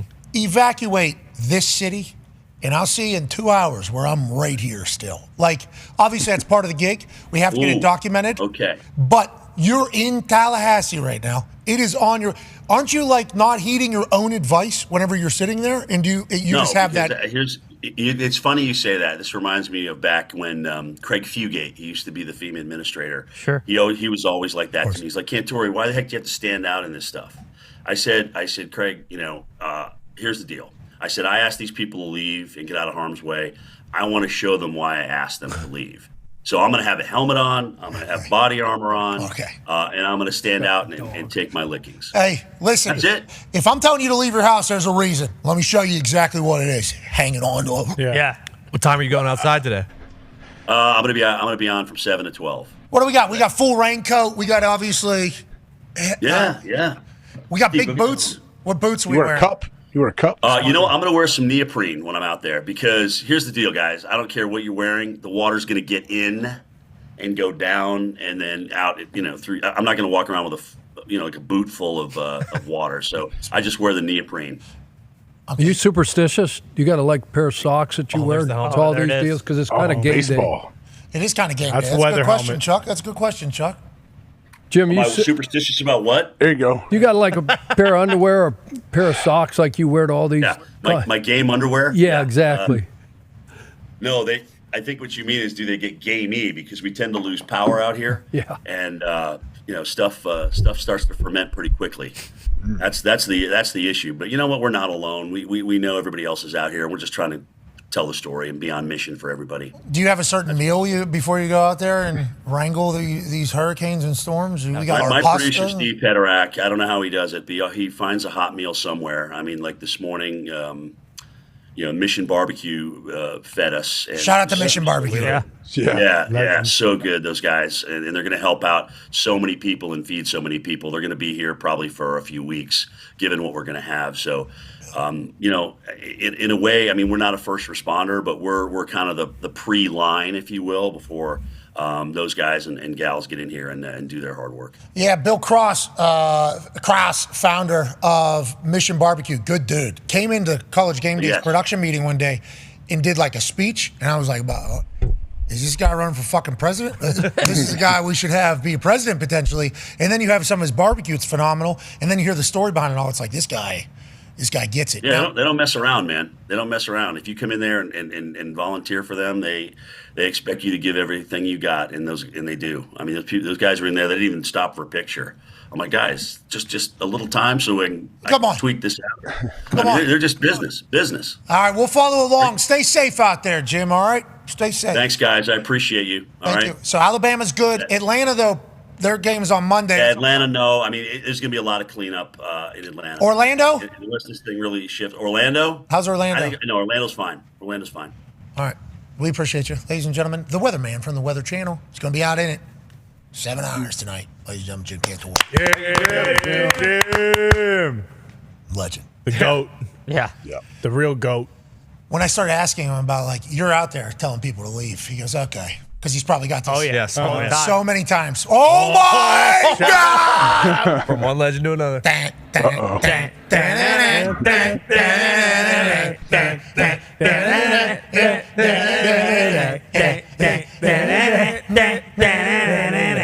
they're back. What do you know? No one. And we mean no one out pizzas the hut. Ever. Yeah. People try. A lot. And there's that meme going around that, people have been saying, on this day or something like that. You see clearly. Someone has out pizzaed the hut. Someone will be born. I tell you what, you better pray to the God above. Got a chance to put your jacket on? What do you think? Feel Look good? at that. Look at that. That's a good. It makes you feel like a new man, doesn't it? It does. It makes me. You know what it takes me back to? What's the that? feeling of this? It's almost like the booth seats back whenever they did the Pizza Hut buffet. That's what it's made from, actually. Yeah, that might be the booth seats. Real patent leather. Oh my God, they do it right. They do. They got a thing, My Hut box, and then there's a boneless wing thing they're cooking up to. Mm-hmm. Oh, really? Coming. Yeah, it's coming. I don't know if it's out. Is it already out? I don't know if it's out yet. Anyways, their wings are phenomenal, and no one, and we mean absolutely no one, out Pizza's the Hut. And they've been feeding us every Thursday, and we look like a bunch of fucking wildebeests out here. Yeah, truly. That just found water in the middle of the Serengeti or whatever the hell it is. War for slices. It's legit. It is. It's a wild. Pizza Hut still has their fastball. Okay, there might be some people that maybe haven't had Pizza Hut in a little bit. Maybe had as a kid growing up, haven't had it in a little bit. Just know, still got it. Oh yeah. And the wings. Haven't lost any velocity. The boneless wings, good. I mean, boneless wings are normally A lot of people love boneless wings. Yeah, like do you like chicken nuggets? People are going to say yes. People like chicken nuggets. So boneless wings are going to be liked. And their sauces are good. They got great sauces, which leads to the wing, their actual wings. The bone-in wings. So good. Oh, my God. And it's a great combo. Obviously, pizza and wings. Then you get a breadstick in there. Right. And Pizookie, like you start really piecing together a night there. And you have a nice family evening, a family meal. And it's a taste of nostalgia. It's a taste of greatness. We love Pizza Hut around. No one brings families closer together than the Hut does. That's something I've just come to learn over the last 30 years. Last couple Thursdays, we've seen it. We're all just standing around. Just Exactly. standing around a table. Brings this family together. Bingo. That's right. It literally does. Every single Thursday. Damn right. Just one after another walking out. It's just, What's that? We just fucking, what was that? And Zito goes, Pizza Hut's here. Yep. And then all of a sudden, we got to get the desks, the tables, set it up, and everybody just stands right here. Everybody stops what they're doing. You know, whatever problems you have, you kind of just leave those. You leave those behind. Then you have 4 or 5 slices of thin crust pepperoni. You go, whoa, that was seemingly too much. And then you look at the wings there. It's like, gotta have one of those. At least. Tell you what else was delicious last week was the fries. Yeah, we didn't know they had fries. They're delightful. That was a little bit of a D-bone specialty there. Oh yeah, D-Bone's been bumping his gums. What do you like to Stop drink talking with it? about it? What's that, bro? What do you drink? Like when you guys have one specialty drink, right? You use whole milk. Drink with it? Time Like out. dew? Fucking Dew Ice Zero. cold Green? dew. Yeah. Ice cold Fountain Dew. Fountain Dew is perfect. Fountain Dew is phenomenal. I will say, I don't know how they have no calories in this thing. Yeah. I don't know. Nonetheless, shout out to Pizza. We appreciate Love that. you, Pizza Hut. Zachary Smith from Pittsburgh tweets, had the worst nightmare. Somebody out Pizza Hut, woke up in a pool of my own sweat. Yeah, don't worry about it, Zach. Yeah, that'll Never going to happen. All it was a nightmare. Yeah, that is never going to be reality. That's pure fantasy there. Evil, but it's this is reality we're living in. No one.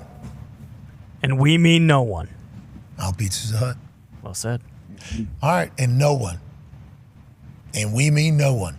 No. Outpicks Chuck Pagano on Thursday nights. That's the truth. All right, Chuck, I know you got some film we're going to dive into. You got a tale of the tape you want to talk about. You want to kind of lay this entire thing out and make your pick. You're 3-0. No waffling, you said. I'm going to keep this spatula away from the waffles, actually, because I don't waffle. We know what happens when you waffle. It seems like something the internet certainly thought you would enjoy. Yeah. They're talking about, getting your ass chewed. Eating. At home. You're 3-0 this year, 11-4-1 last year. You're on a hot streak. What are we looking at this evening? Chuck Pagano. So Lombo, I think, hit the nail on the head with Dallas. They got to start fast. They don't play well from behind. They're built to play from a lead. So I looked at, if you look at their last 13 games, so 3 this year, right? Go back to the Green Bay debacle, right, in the playoffs. Uh-huh. And then, 9 more after. So the last 13 games, was it 5-8, 13? Yeah. Yeah. So 5 losses. Jesus. Let's stop. 5 losses. 5-8 is 13. I mean, that is. I learned Pretty about good. somebody doing calculus in school or something like that. I think I talked to Passon, one of his kids is doing calculus, and maybe didn't do great. Well, who cares? Just need basic math. Sure. In the rest of the world, he goes, well, actually, trying to figure out how to be a mathematist or something like that. It's like, oh, go and need calculus. That's dumb. Go and need calculus. As a coach, though, 5-8, we need that one. 3rd and 5, 3rd and 8. I mean, we need that one. yeah. Coach, we need 5-8 to be able to get put together. So the whole point about starting fast, Okay, that is they trailed. The only games they lost were those 5 games out of those 13. They trailed at half in all of those. So there's a common theme here. Okay. They've given up 464 yards rushing in the last 2 games. Do we have a tail of the tape here? 5.5 per carry. All right, 7 tuds, rushing tuds. So total offense, you can see where they're at. They're 9th. All right, G-Men, again, Lombo mentioned they don't score a lot of points. You can see total defense, 29th. That's because of the rushing yards. Points scored. Giants, 29th in the league at 15. Do they got a kicker? I want to know, who's the guy that they signed? Instead of Gano, it was the Irish Greg lad? Joseph. Oh, Greg the leg. And they missed one last week. Yeah, he's getting jitters out. Yeah. So that could be an issue. You see the points allowed. Dallas is 30th. Time of possession, Dallas hadn't had many. We talked about the whole league and offenses down, all that kind of stuff. There's very few possessions. They don't have the ball much. Turnover margin. Giants are -1. They're even. They haven't taken the ball away. Haven't given away a bunch. Rush offense and rush defense for Dallas. Yikes. Yep. Rush offense and rush defense. So they've got Dowdle and Zeke, right? They can't run the ball. And they can't stop the run. Oh, no, that's football, isn't it? Isn't that 2024 Built in football? the trenches. We talked about it earlier. Look at all these stats, tail of the tape. Giants bad against the Vikings. Where do you build from? Inside out or outside in? Inside out. How many times has Lomo told us, right? Inside out. You build inside out. Hold on, Good movie. So you got a really nice offensive line for the Giants, and you got a fabulous defensive line for them as well. And the stats prove it. They're 19th and 23rd in the league. Pass offense, they have to. You're number one because that's all you can do to move the ball. So you better be first. Okay. Right? Pass defense, they're tied there. It's the same penalties. You see the penalties. They get a lot of, foolish penalties. So, yeah. So that's the tail of the tape, Pat. How do you feel about it? How do you feel about these numbers? Because it looks like the one team on the right worse than the team on the left. But then there's two stats there: the rush offense, rush defense, where the team on the left is the worst in the league when you combine those, and the team on the right, not the worst in the league. Those two ones are the most important ones in football, especially in 2024, right? Are those the two stats we need to be looking at? I think so. Okay, let's go to some tape. Let's go to some tape, shall we? Is that what you would like to do? I believe so. Are you waffling right now? No. Okay, all right. No, because everybody, the line is the line because of what's happened in history, right? 89-17, they were outscored in 2 games last year. Yep. Zach's won the last 10 straight. Danny Dimes is 1-7. His record on Thursday night, we all know that. At night, whatever. I mean, just night. Yeah, just night. Doesn't matter. When the sun goes down, this dude loses games and sun goes down. Boy, it's a real shame. His career. He stinks at night. He stinks at night. Sucks. This guy's not good. No. It's terrible. What does that change on this Thursday night? Got some clips here, Coach. Let's check it out. Yeah, let's do that, absolutely. Is tonight the night it all changes? Let's see. So this Neighbors, dude, this rookie for the Giants, Malik, he is a weapon. He is unbelievable. He's having historic year for the Giants. These catches. And that's just not any corner. That's a Pro Bowl corner. That's Emerson from the Cleveland Browns. They've got a great secondary. He just mossed his ass. Watch him here in the red area. He's going to come across in motion here. He's going to turn this DB around like a dial telephone. That's good. I mean, he looks. There's Emerson again. Toe tap. Jeez, body control. That's phenomenal. Short amount of time, these two have built some chemistry. I go throw. back to these offenses struggling. It's going to come back to offseason, lack of preseason time, all that kind of stuff. We're going to see some major adjustments to training camp, I believe, moving forward when this new CBA is going to be. Oh, you think so, huh? Is that right? Yeah. Chuck's got an ear to the ground, Yeah. too, with some of these conversations that are taking place. So this guy, he got hit, and we know Danny Dimes is one tough son of a bitch. Always has been. He is a tough son of a bitch. He takes a hit on this one, but he delivers a dime. That's why they call him Danny Dimes. Yeah, they also call him Danny 20 Dimes because he's tough as a $2 steak. And here's the thing. Here's the thing with him. The last 2 weeks, no turnovers. Pat. Hey, we can giggle all we want. Come on, but fuck me. No more fun around here. Basic math. That was basic some math. God damn. That was pretty good math, I would say. Jesus Christ. Go back to- 20 dimes. Go back to 20 dimes. So he hasn't turned the ball 26. over last 2 weeks. They should have beat the Redskins, like you mentioned. They lost to 7 field goals. Who? Which team? That team's not in the league. I don't know. I don't know who you're talking Should about. go back. That's why I said. Okay. All right. We will put that down. They got a petition out. Sign the sumbitch. We will put that down as noted there. Yeah. There's the entire thing. Okay, let's go. I like it, Coach. Let's go to the defensive side of the ball here, Chuck. 2024. So they picked up Brian Burns in the offseason, right? Free agency. Carolina obviously felt like they didn't need him on that wagon of a team.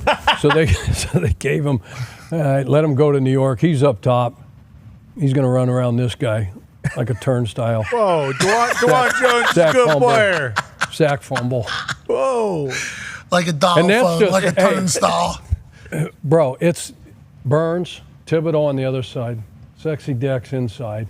They got this young guy. What's his name? BB Chapman, Sure. number 94. Yes, he sir. got a Elijah sack. Chapman. They sacked these guys 8 times. BB, that's Bruce 27. Keep an eye on 27 coming out of the secondary. We will. He lined up. We saw the one earlier on the tape, right? Bees, what is Pinnock. Who's 20? Pinnock. Who's 20? How do you feel about everything that you and Chuck have gone through today? A lot of film. Right? I don't want to influence it too much. You know, Chuck and I put the plays together with Chuck, and I just don't want to steer him the wrong way. The streak is more important to me than anything else. He's a great gambler. Oh, the best. Truly. Great gambler. Okay, let's go to the other side. The problem. So here's the one thing that we have to pay attention to. You talking into the mic? The Giant secondary. I'm sorry. Attaboy. You're killing it.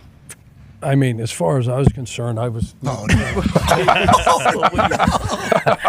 Is it your sister's birthday today? I couldn't hear you. Is it the Couldn't hear me. 26th? Think I can hear that? Yeah, we can hear you. We can hear you.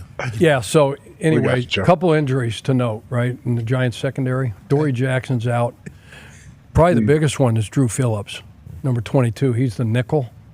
I think they get McLeod back, if I'm not mistaken. Is it Banks? Deontay Banks. Deontay Banks, number 3. He'll shadow CD. But if Dallas is smart, what did Lombo talking, or Dio was talking earlier today about they don't do anything. He just runs straight. He doesn't run straight. They don't do anything. Dallas doesn't do anything to get CD open and get him the ball, and that's why he's so damn frustrated. That sounds like a Dio. That sounds like Dio. That's a Dio. Right? So it was vintage Dio. Classic Dio. But if you keep him outside, then it's going to be simple for them to put their best corner, one of their healthiest and best corners, Banks on him, number 3. Makes sense, right? But when you travel, if he lines up in the slot, you're not going to line that outside corner in the slot. Unless they have a special coverage, and those usually come on third down, got to have it money downs, where you play match. That's like the only time Diggs matched last week, all right, on their number 1 receiver. Then he's going to line outside. So you're going to have, who you're going to have at the nickel, who finished the last game at nickel for the Giants? Yeah.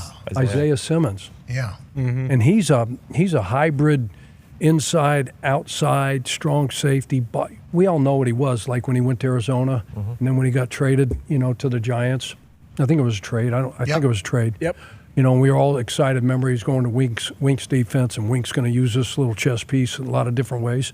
So he ended up finishing the game at nickel. If he has to play nickel tonight, look, what Shane Bowen's going to do is, he can't play all the coverages and man coverage and zone. That's not his deal. He can play a few.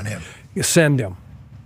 So if he's in there, they got to send him more than he drops in Oh, coverage. you're talking about the Giants have to send him, but Dallas is going to be trying to get CD matched up on Isaiah. I would put Every him. single time. I would put him in the slot because you're gonna have a problem. Okay, let's go to the Dallas Cowboys defense now. I see we got some film here against the Baltimore Ravens. So the reason we have this is the third snap of the game. Okay, the start of the game. Notice the quarter. It's first quarter, 10:51, 2nd and 7. And what did we hear Micah Parsons talk about after this game? What were the 2 things he talked about on the defense? Jesus Christ. Please Did we go watch on. any clips? Did he please go on. Stop it. He talked about hero ball, right? Oh, yes, making just every 111. try. Do your Yes, job. yes. You don't have to make these Superman. We don't need the hero mans. We don't need to be hero mans. That's what he said? I think so. Supermans or hero mans. Okay. Right? Well, I've and heard then Supermans. and then he questioned Who is Hero Man? And he questioned effort. Dallas. Effort. Just run this a couple times. Yep. And let it go. And this ball breaks out the left side. This is the third play of the game. Now you go run it back. Good stick. Just watch the interior of this. Kendricks 50, 11. Some of these dudes, like the guys that are at the point of attack, they're running, trying to get this guy on the ground, overshown. Oh, not good effort. That's the third play of the game. That's bad. Oh, my, you're talking about down yonder. And remember, it doesn't matter. It's either in your character and your DNA that you run the ball regardless, or don't. So Third anyway, play, you were not happy now they've about been that. challenged. I guarantee you, Coach Zim is Zimmer's a great. lost his mind 'cause of Zim that. is a great coach, and he's got one of those exotic third down packages if they can get to it. Amoebas? You remember him at Minnesota? I mean, a great third. I mean, remember at Cincy when he went to Cincy? Oh yeah, and he had that double A gaps. He's got stuff. Yeah, you guys used to run that double barrel, AJ. But I guarantee you, Coach Zim has challenged these guys. He's challenged. You remember, right, AJ? Yeah, Chuck. So let's Zim, set I can't this imagine up, Zim Pat. lets that happen. Chuck, don't you think they figure that out? The Dallas defense, at least the effort has to be much better tonight. Don't you think Zim won't let that Pride happen? and respect. I mean, you're on T. What are you made of? It's exactly right. Yeah. I mean, But the all name on the all you got is a name on the back of your jersey and the decal on the side of your frickin' helmet. Yeah, you're damn right. Frickin' right. And the So amount what, of now money what? and the amount of money that you make ain't gonna buy you no respect. Nope. Boom. So what now? What? So what? Now what? Coach Dan. You get in the water. You're 10 miles offshore. Keep swimming, baby. What do? Keep swimming. That's Robbie Conrad. Damn right. Good story. Guy fell off a boat, right? Fishing by himself, boat's on autopilot, wave hits the side of the boat, maybe like a storm like Helene. He goes out the boat shouldn't have keeps been out going. He's 10 miles offshore. And he's sitting in the water, right? So what, now what? What are you going to do? Keep Fucking swimming. fold your tent? No. Hypothermia. 16 hours later, he starts swimming. 16 hours later, he lands on the drowned. beach and makes it home. No. No, he made He drowned 2 miles from shore. He made No, he made it. That's No, he made it. Made it. It's unbelievable. 16 hours swimming. And what's the? He just keeps swimming. Sharks, jellyfish. What if you can't Right. see where the shore is? That's Then you're think fucked. about it. You ain't got no lights. You can't. You're trying to just dip your head out like a damn porpoise to see where the fucking land is. Who is this guy again? Who is it? Robbie Conrad. He played football at Syracuse. Played for the Miami Dolphins. Great player at Syracuse. He was with McNabb, Kevin Johnson. Shit, they beat us 66-13. Route 66. What he wrote a book there, right? And it was like "Keep Swimming" was the thing. Google the story. It's fascinating. You have a life vest on? No. Whoa. 16 hours, dude. 16 hours. He told this. I remember just being like, "We did what you did." Yeah. Bullshit. And look it up.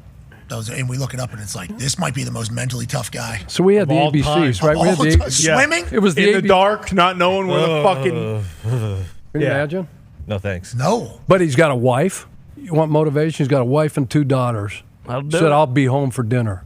Well, he So was. you're sitting in that water at that missed it. time, and what are you going to? You got no choice. Wasn't even home for Tomorrow breakfast. night. Tomorrow You got night no dinner. frickin' choice. You get your ass swimming. Imagine him getting back into the house. You missed dinner. You should have heard. Well, you don't understand. Why are you all fucking wet? Take your shoes off. 16 hours. What time is it? I don't know. It felt like 4 years. What? Could you imagine that? Can you imagine? You're late, asshole. But lo and behold, there's Pizza Hut on the table. Oh, Kidding me? no one. We made no one. No How one out peace twins done. Jimmy Thank God Conrad. you got All right. So we Okay, so Yep. I'm sorry. No. God, Oh, this good. is- We're good. So let's assume that Zimmer's going to have it figured out. Let's assume he's going to get it sorted enough. Need to show you this one. Okay. All right. We got it. Need to show you this one. This is the first quarter as well. So let me set it up, all right? Ricard, 21 personnel, 12 personnel, whatever, right? It's 2-back offense. So you got base defense in there, right? So they've got 8 guys in a box. Count them. 4 down, 3 linebackers and the safety, correct? Mm-hmm. Yeah. So wherever that fullback fits in the run game, he's going to create the 8th gap. All right? So everybody's going to have a gap in this, and everybody stays square and maintains their gap, and they got flat wall built. We should be fine. So stop. So DeMarcus Lawrence comes under this tight end, so he's taking the C gap. If you run it back to the beginning, Pat, Malik Hooker down here is highlighted. Mm-hmm. He's playing the flat, so he drops off a number 2. The wideout is number 1. You count outside in. The tight end is number 2. So if 2 goes to the flat, who's got to take him to the flat? Okay.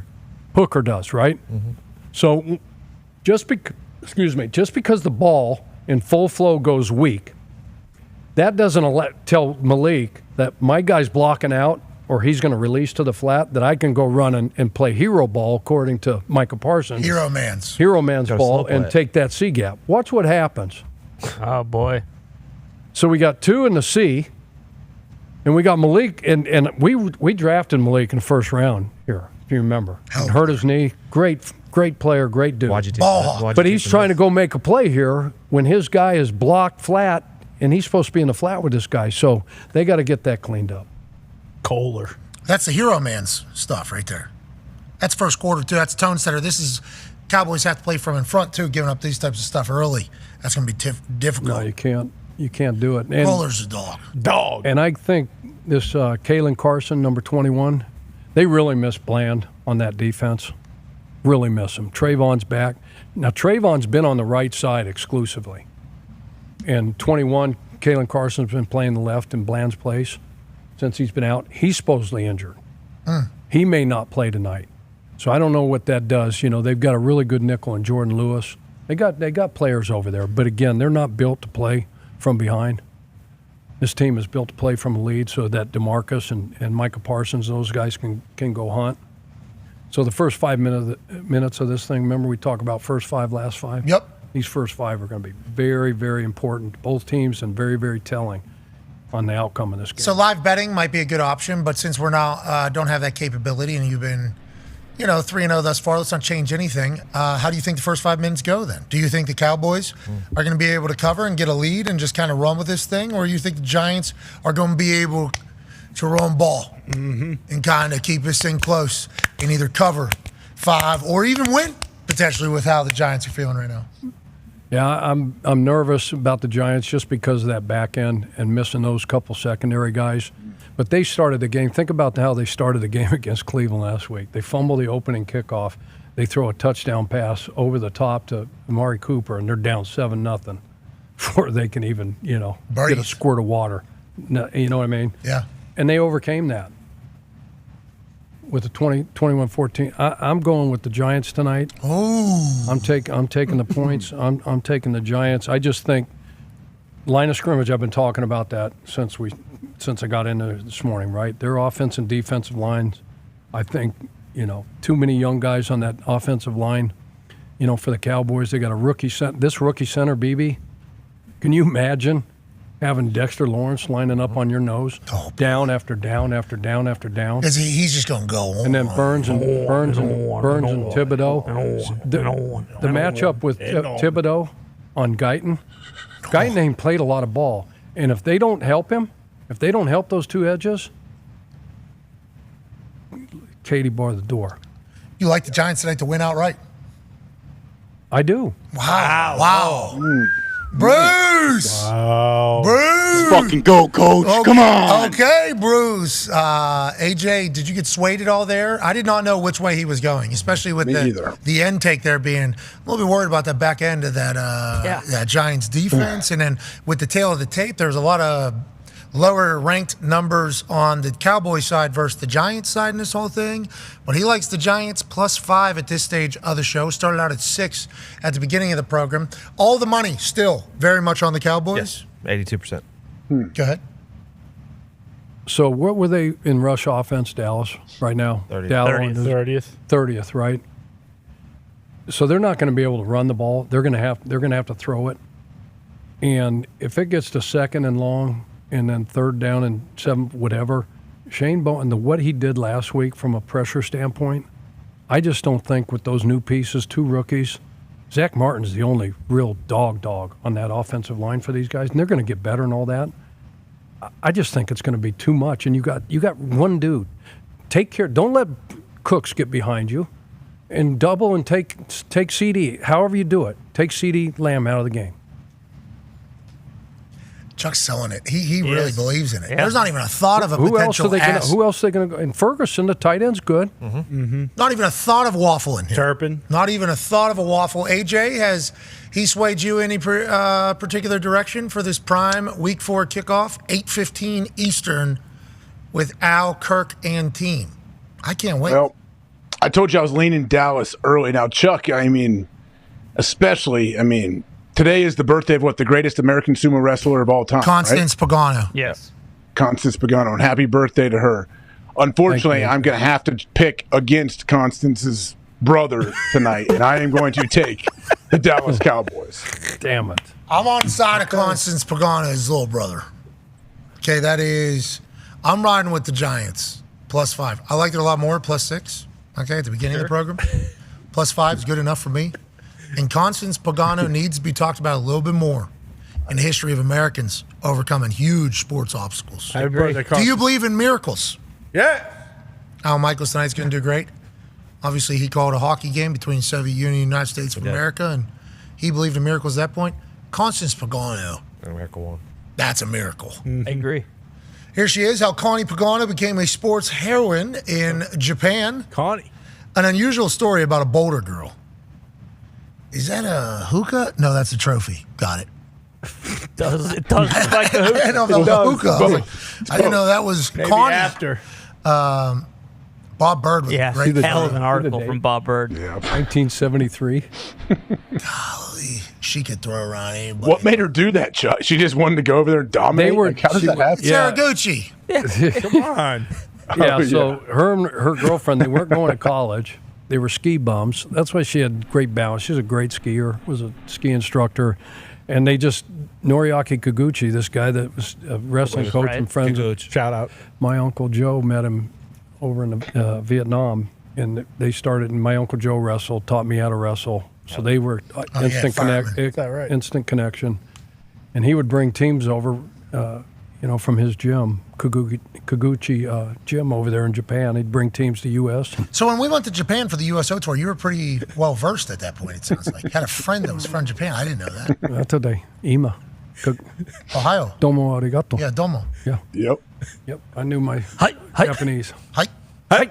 That's a yes. Uh-huh. Hi. Yep. Everywhere. Hi. Hi. Hi. Dozo. Domo. Hi. Domo. Dozo. Domo. Hi. Dozo. What'd you guys have me Yes, say? please. Do not touch on my mustache. Yeah. And there was something else I was saying. It was like, I'm an asshole. And they were like, we know. Everybody knows. Hi. I was like, how do I talk to these people? I want to talk to these people. Very different languages. They don't hear me.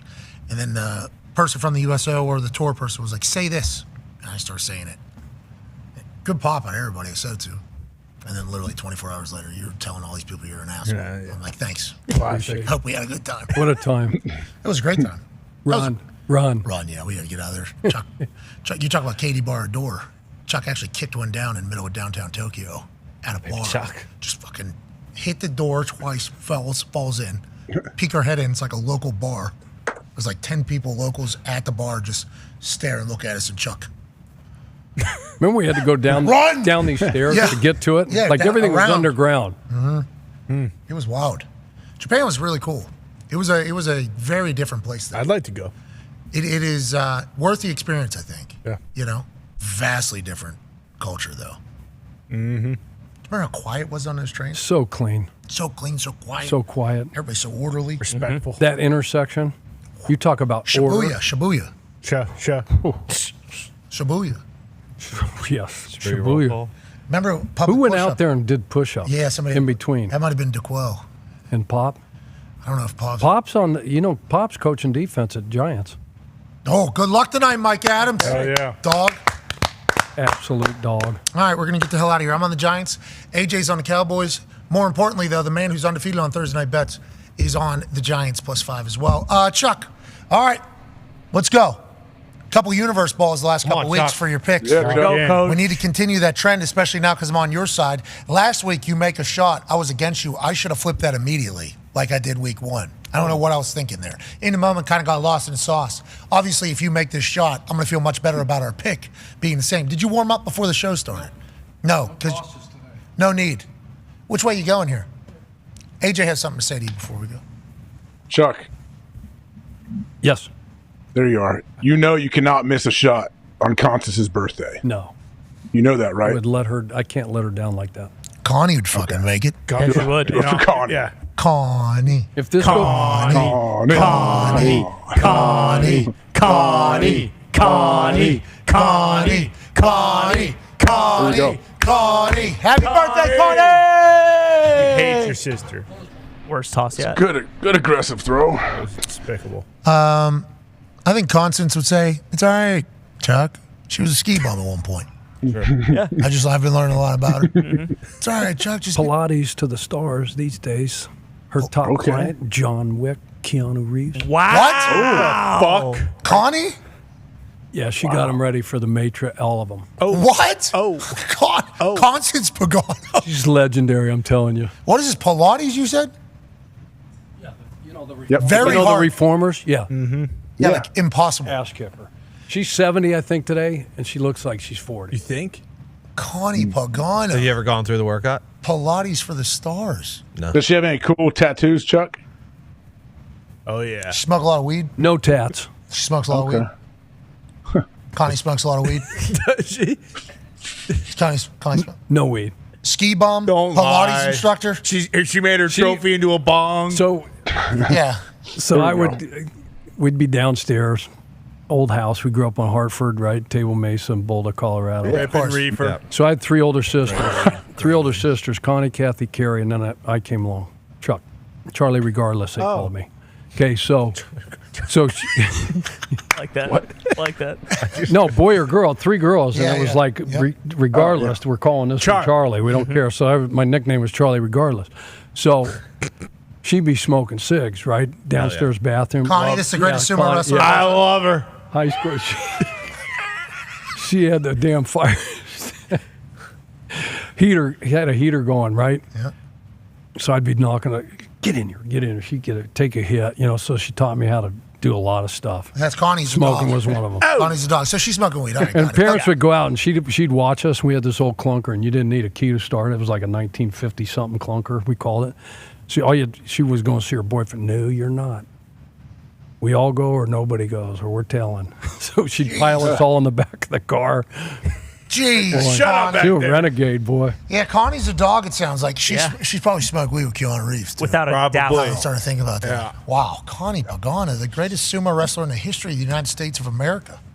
It's her birthday today. She turned 70 potentially. We don't know the exact age, but if her brother, Chuck Pagano, is able to make that football and that basketball right over there, we'll give 30 people $500. Okay.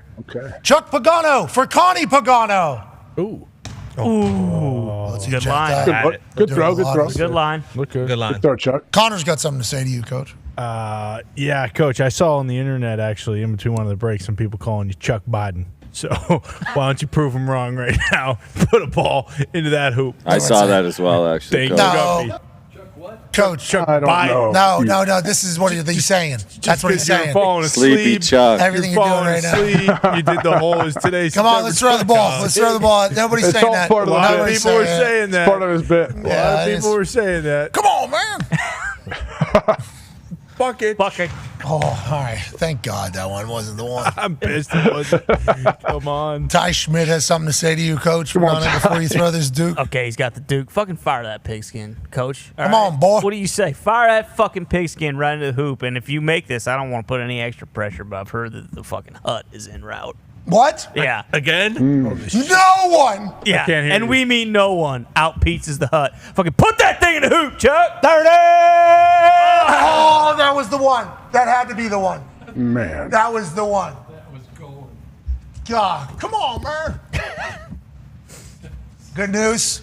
We had so many Italians on the program. Yep. It only makes sense if Anthony DiGiulio gives you a little word before you throw this next. Yeah, Chuck, as Jim Cantori told us, there's a lot of stuff going on up in there at Stratosphere. You just put that ball up in the Stratosphere. You let the Stratosphere do the work for you. Let that thing slingshot right at the hoop for Oh, you. yeah, the mid-latitudes, brother. Boom.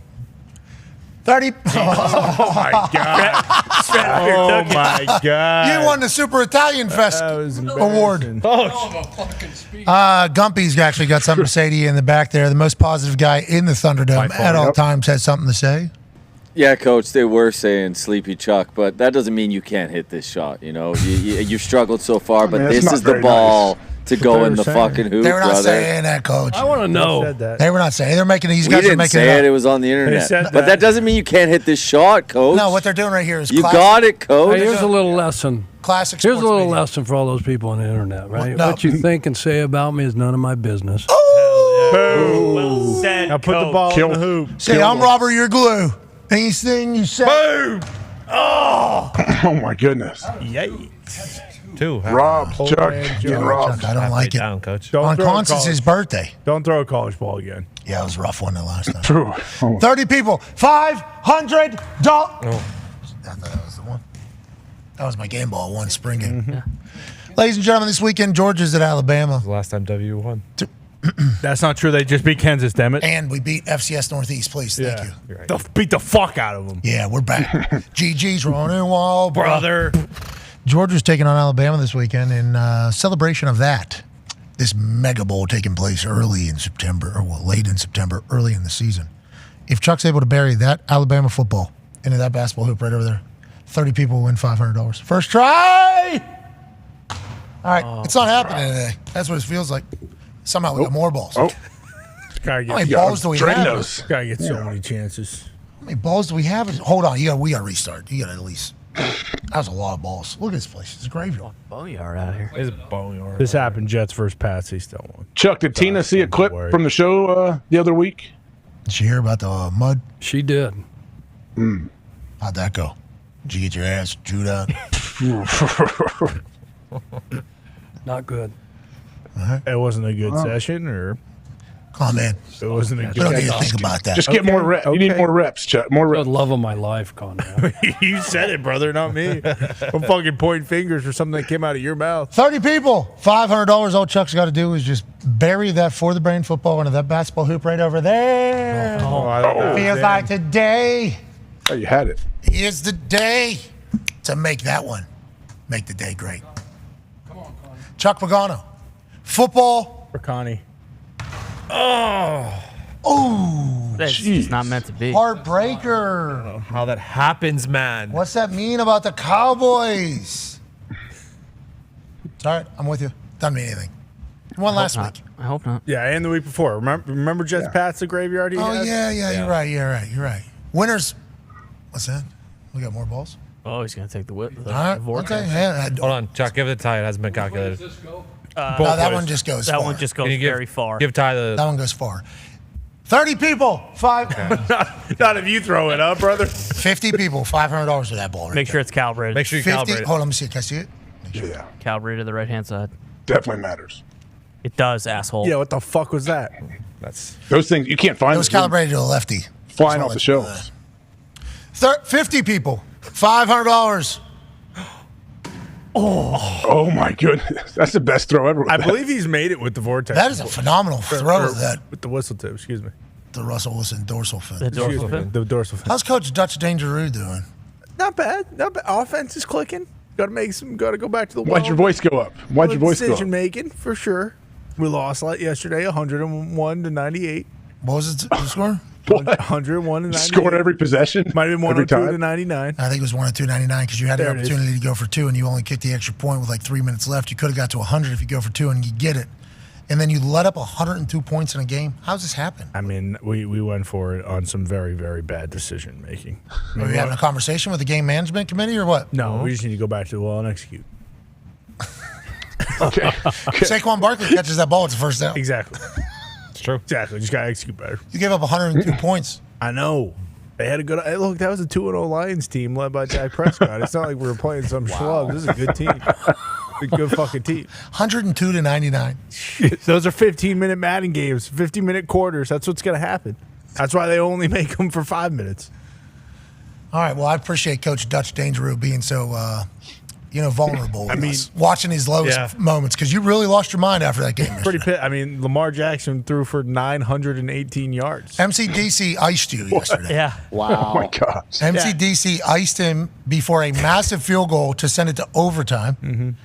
And Harrison Butker comes up short from 50. From 48. 48? Yeah, Butker lost it, man. Going to trade his ass for Aubrey. Perfect kick. Butker can't, indoors. Butker can't make a 48-yarder. Yep. And then you said trade him immediately. Get him off the team. And I might. Had to do it to Mike Evans. Have a level head about it all. Coach Dutch Dangeroo's got a lot of season left. We expect to win. You got to figure out how to tackle people. I don't know if I'm blaming Harrison Butker for giving up 102 points. Lamar played well. He had 914 yards. Yeah, that's what I'm saying. Our offense played well. Jeez. Our fucking defense, man.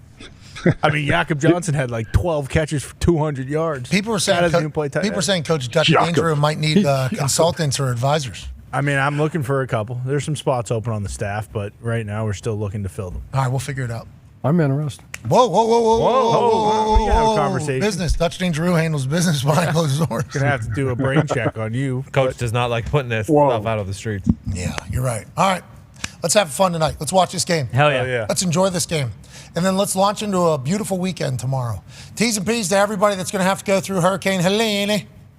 Jim Cantori will be on the Weather Channel out in the middle of it. That's right. 7 to 12. And then the giveaway graphic is going to go up right now from this past week. Not that anybody won anything today. No. Coach. Oh, let's get the whistle, buddy. That's on you, Chuck. All right, we'll be back tomorrow. Be a friend, tell a friend something nice that might change their life. We're in this thing together. Team on me. Actually, Chuck, you got anything to say to the team? For Coney? He doesn't have his I ear. love this team. Hell yeah. Oh, okay. I'd take a bullet for any of you boys. You too, Chuck. Hell yeah. Hell yeah. Love you, Coach. Likewise. Love you, Coach. All right, team on me. Team on 3. 1, 2, 3. Team! Come on!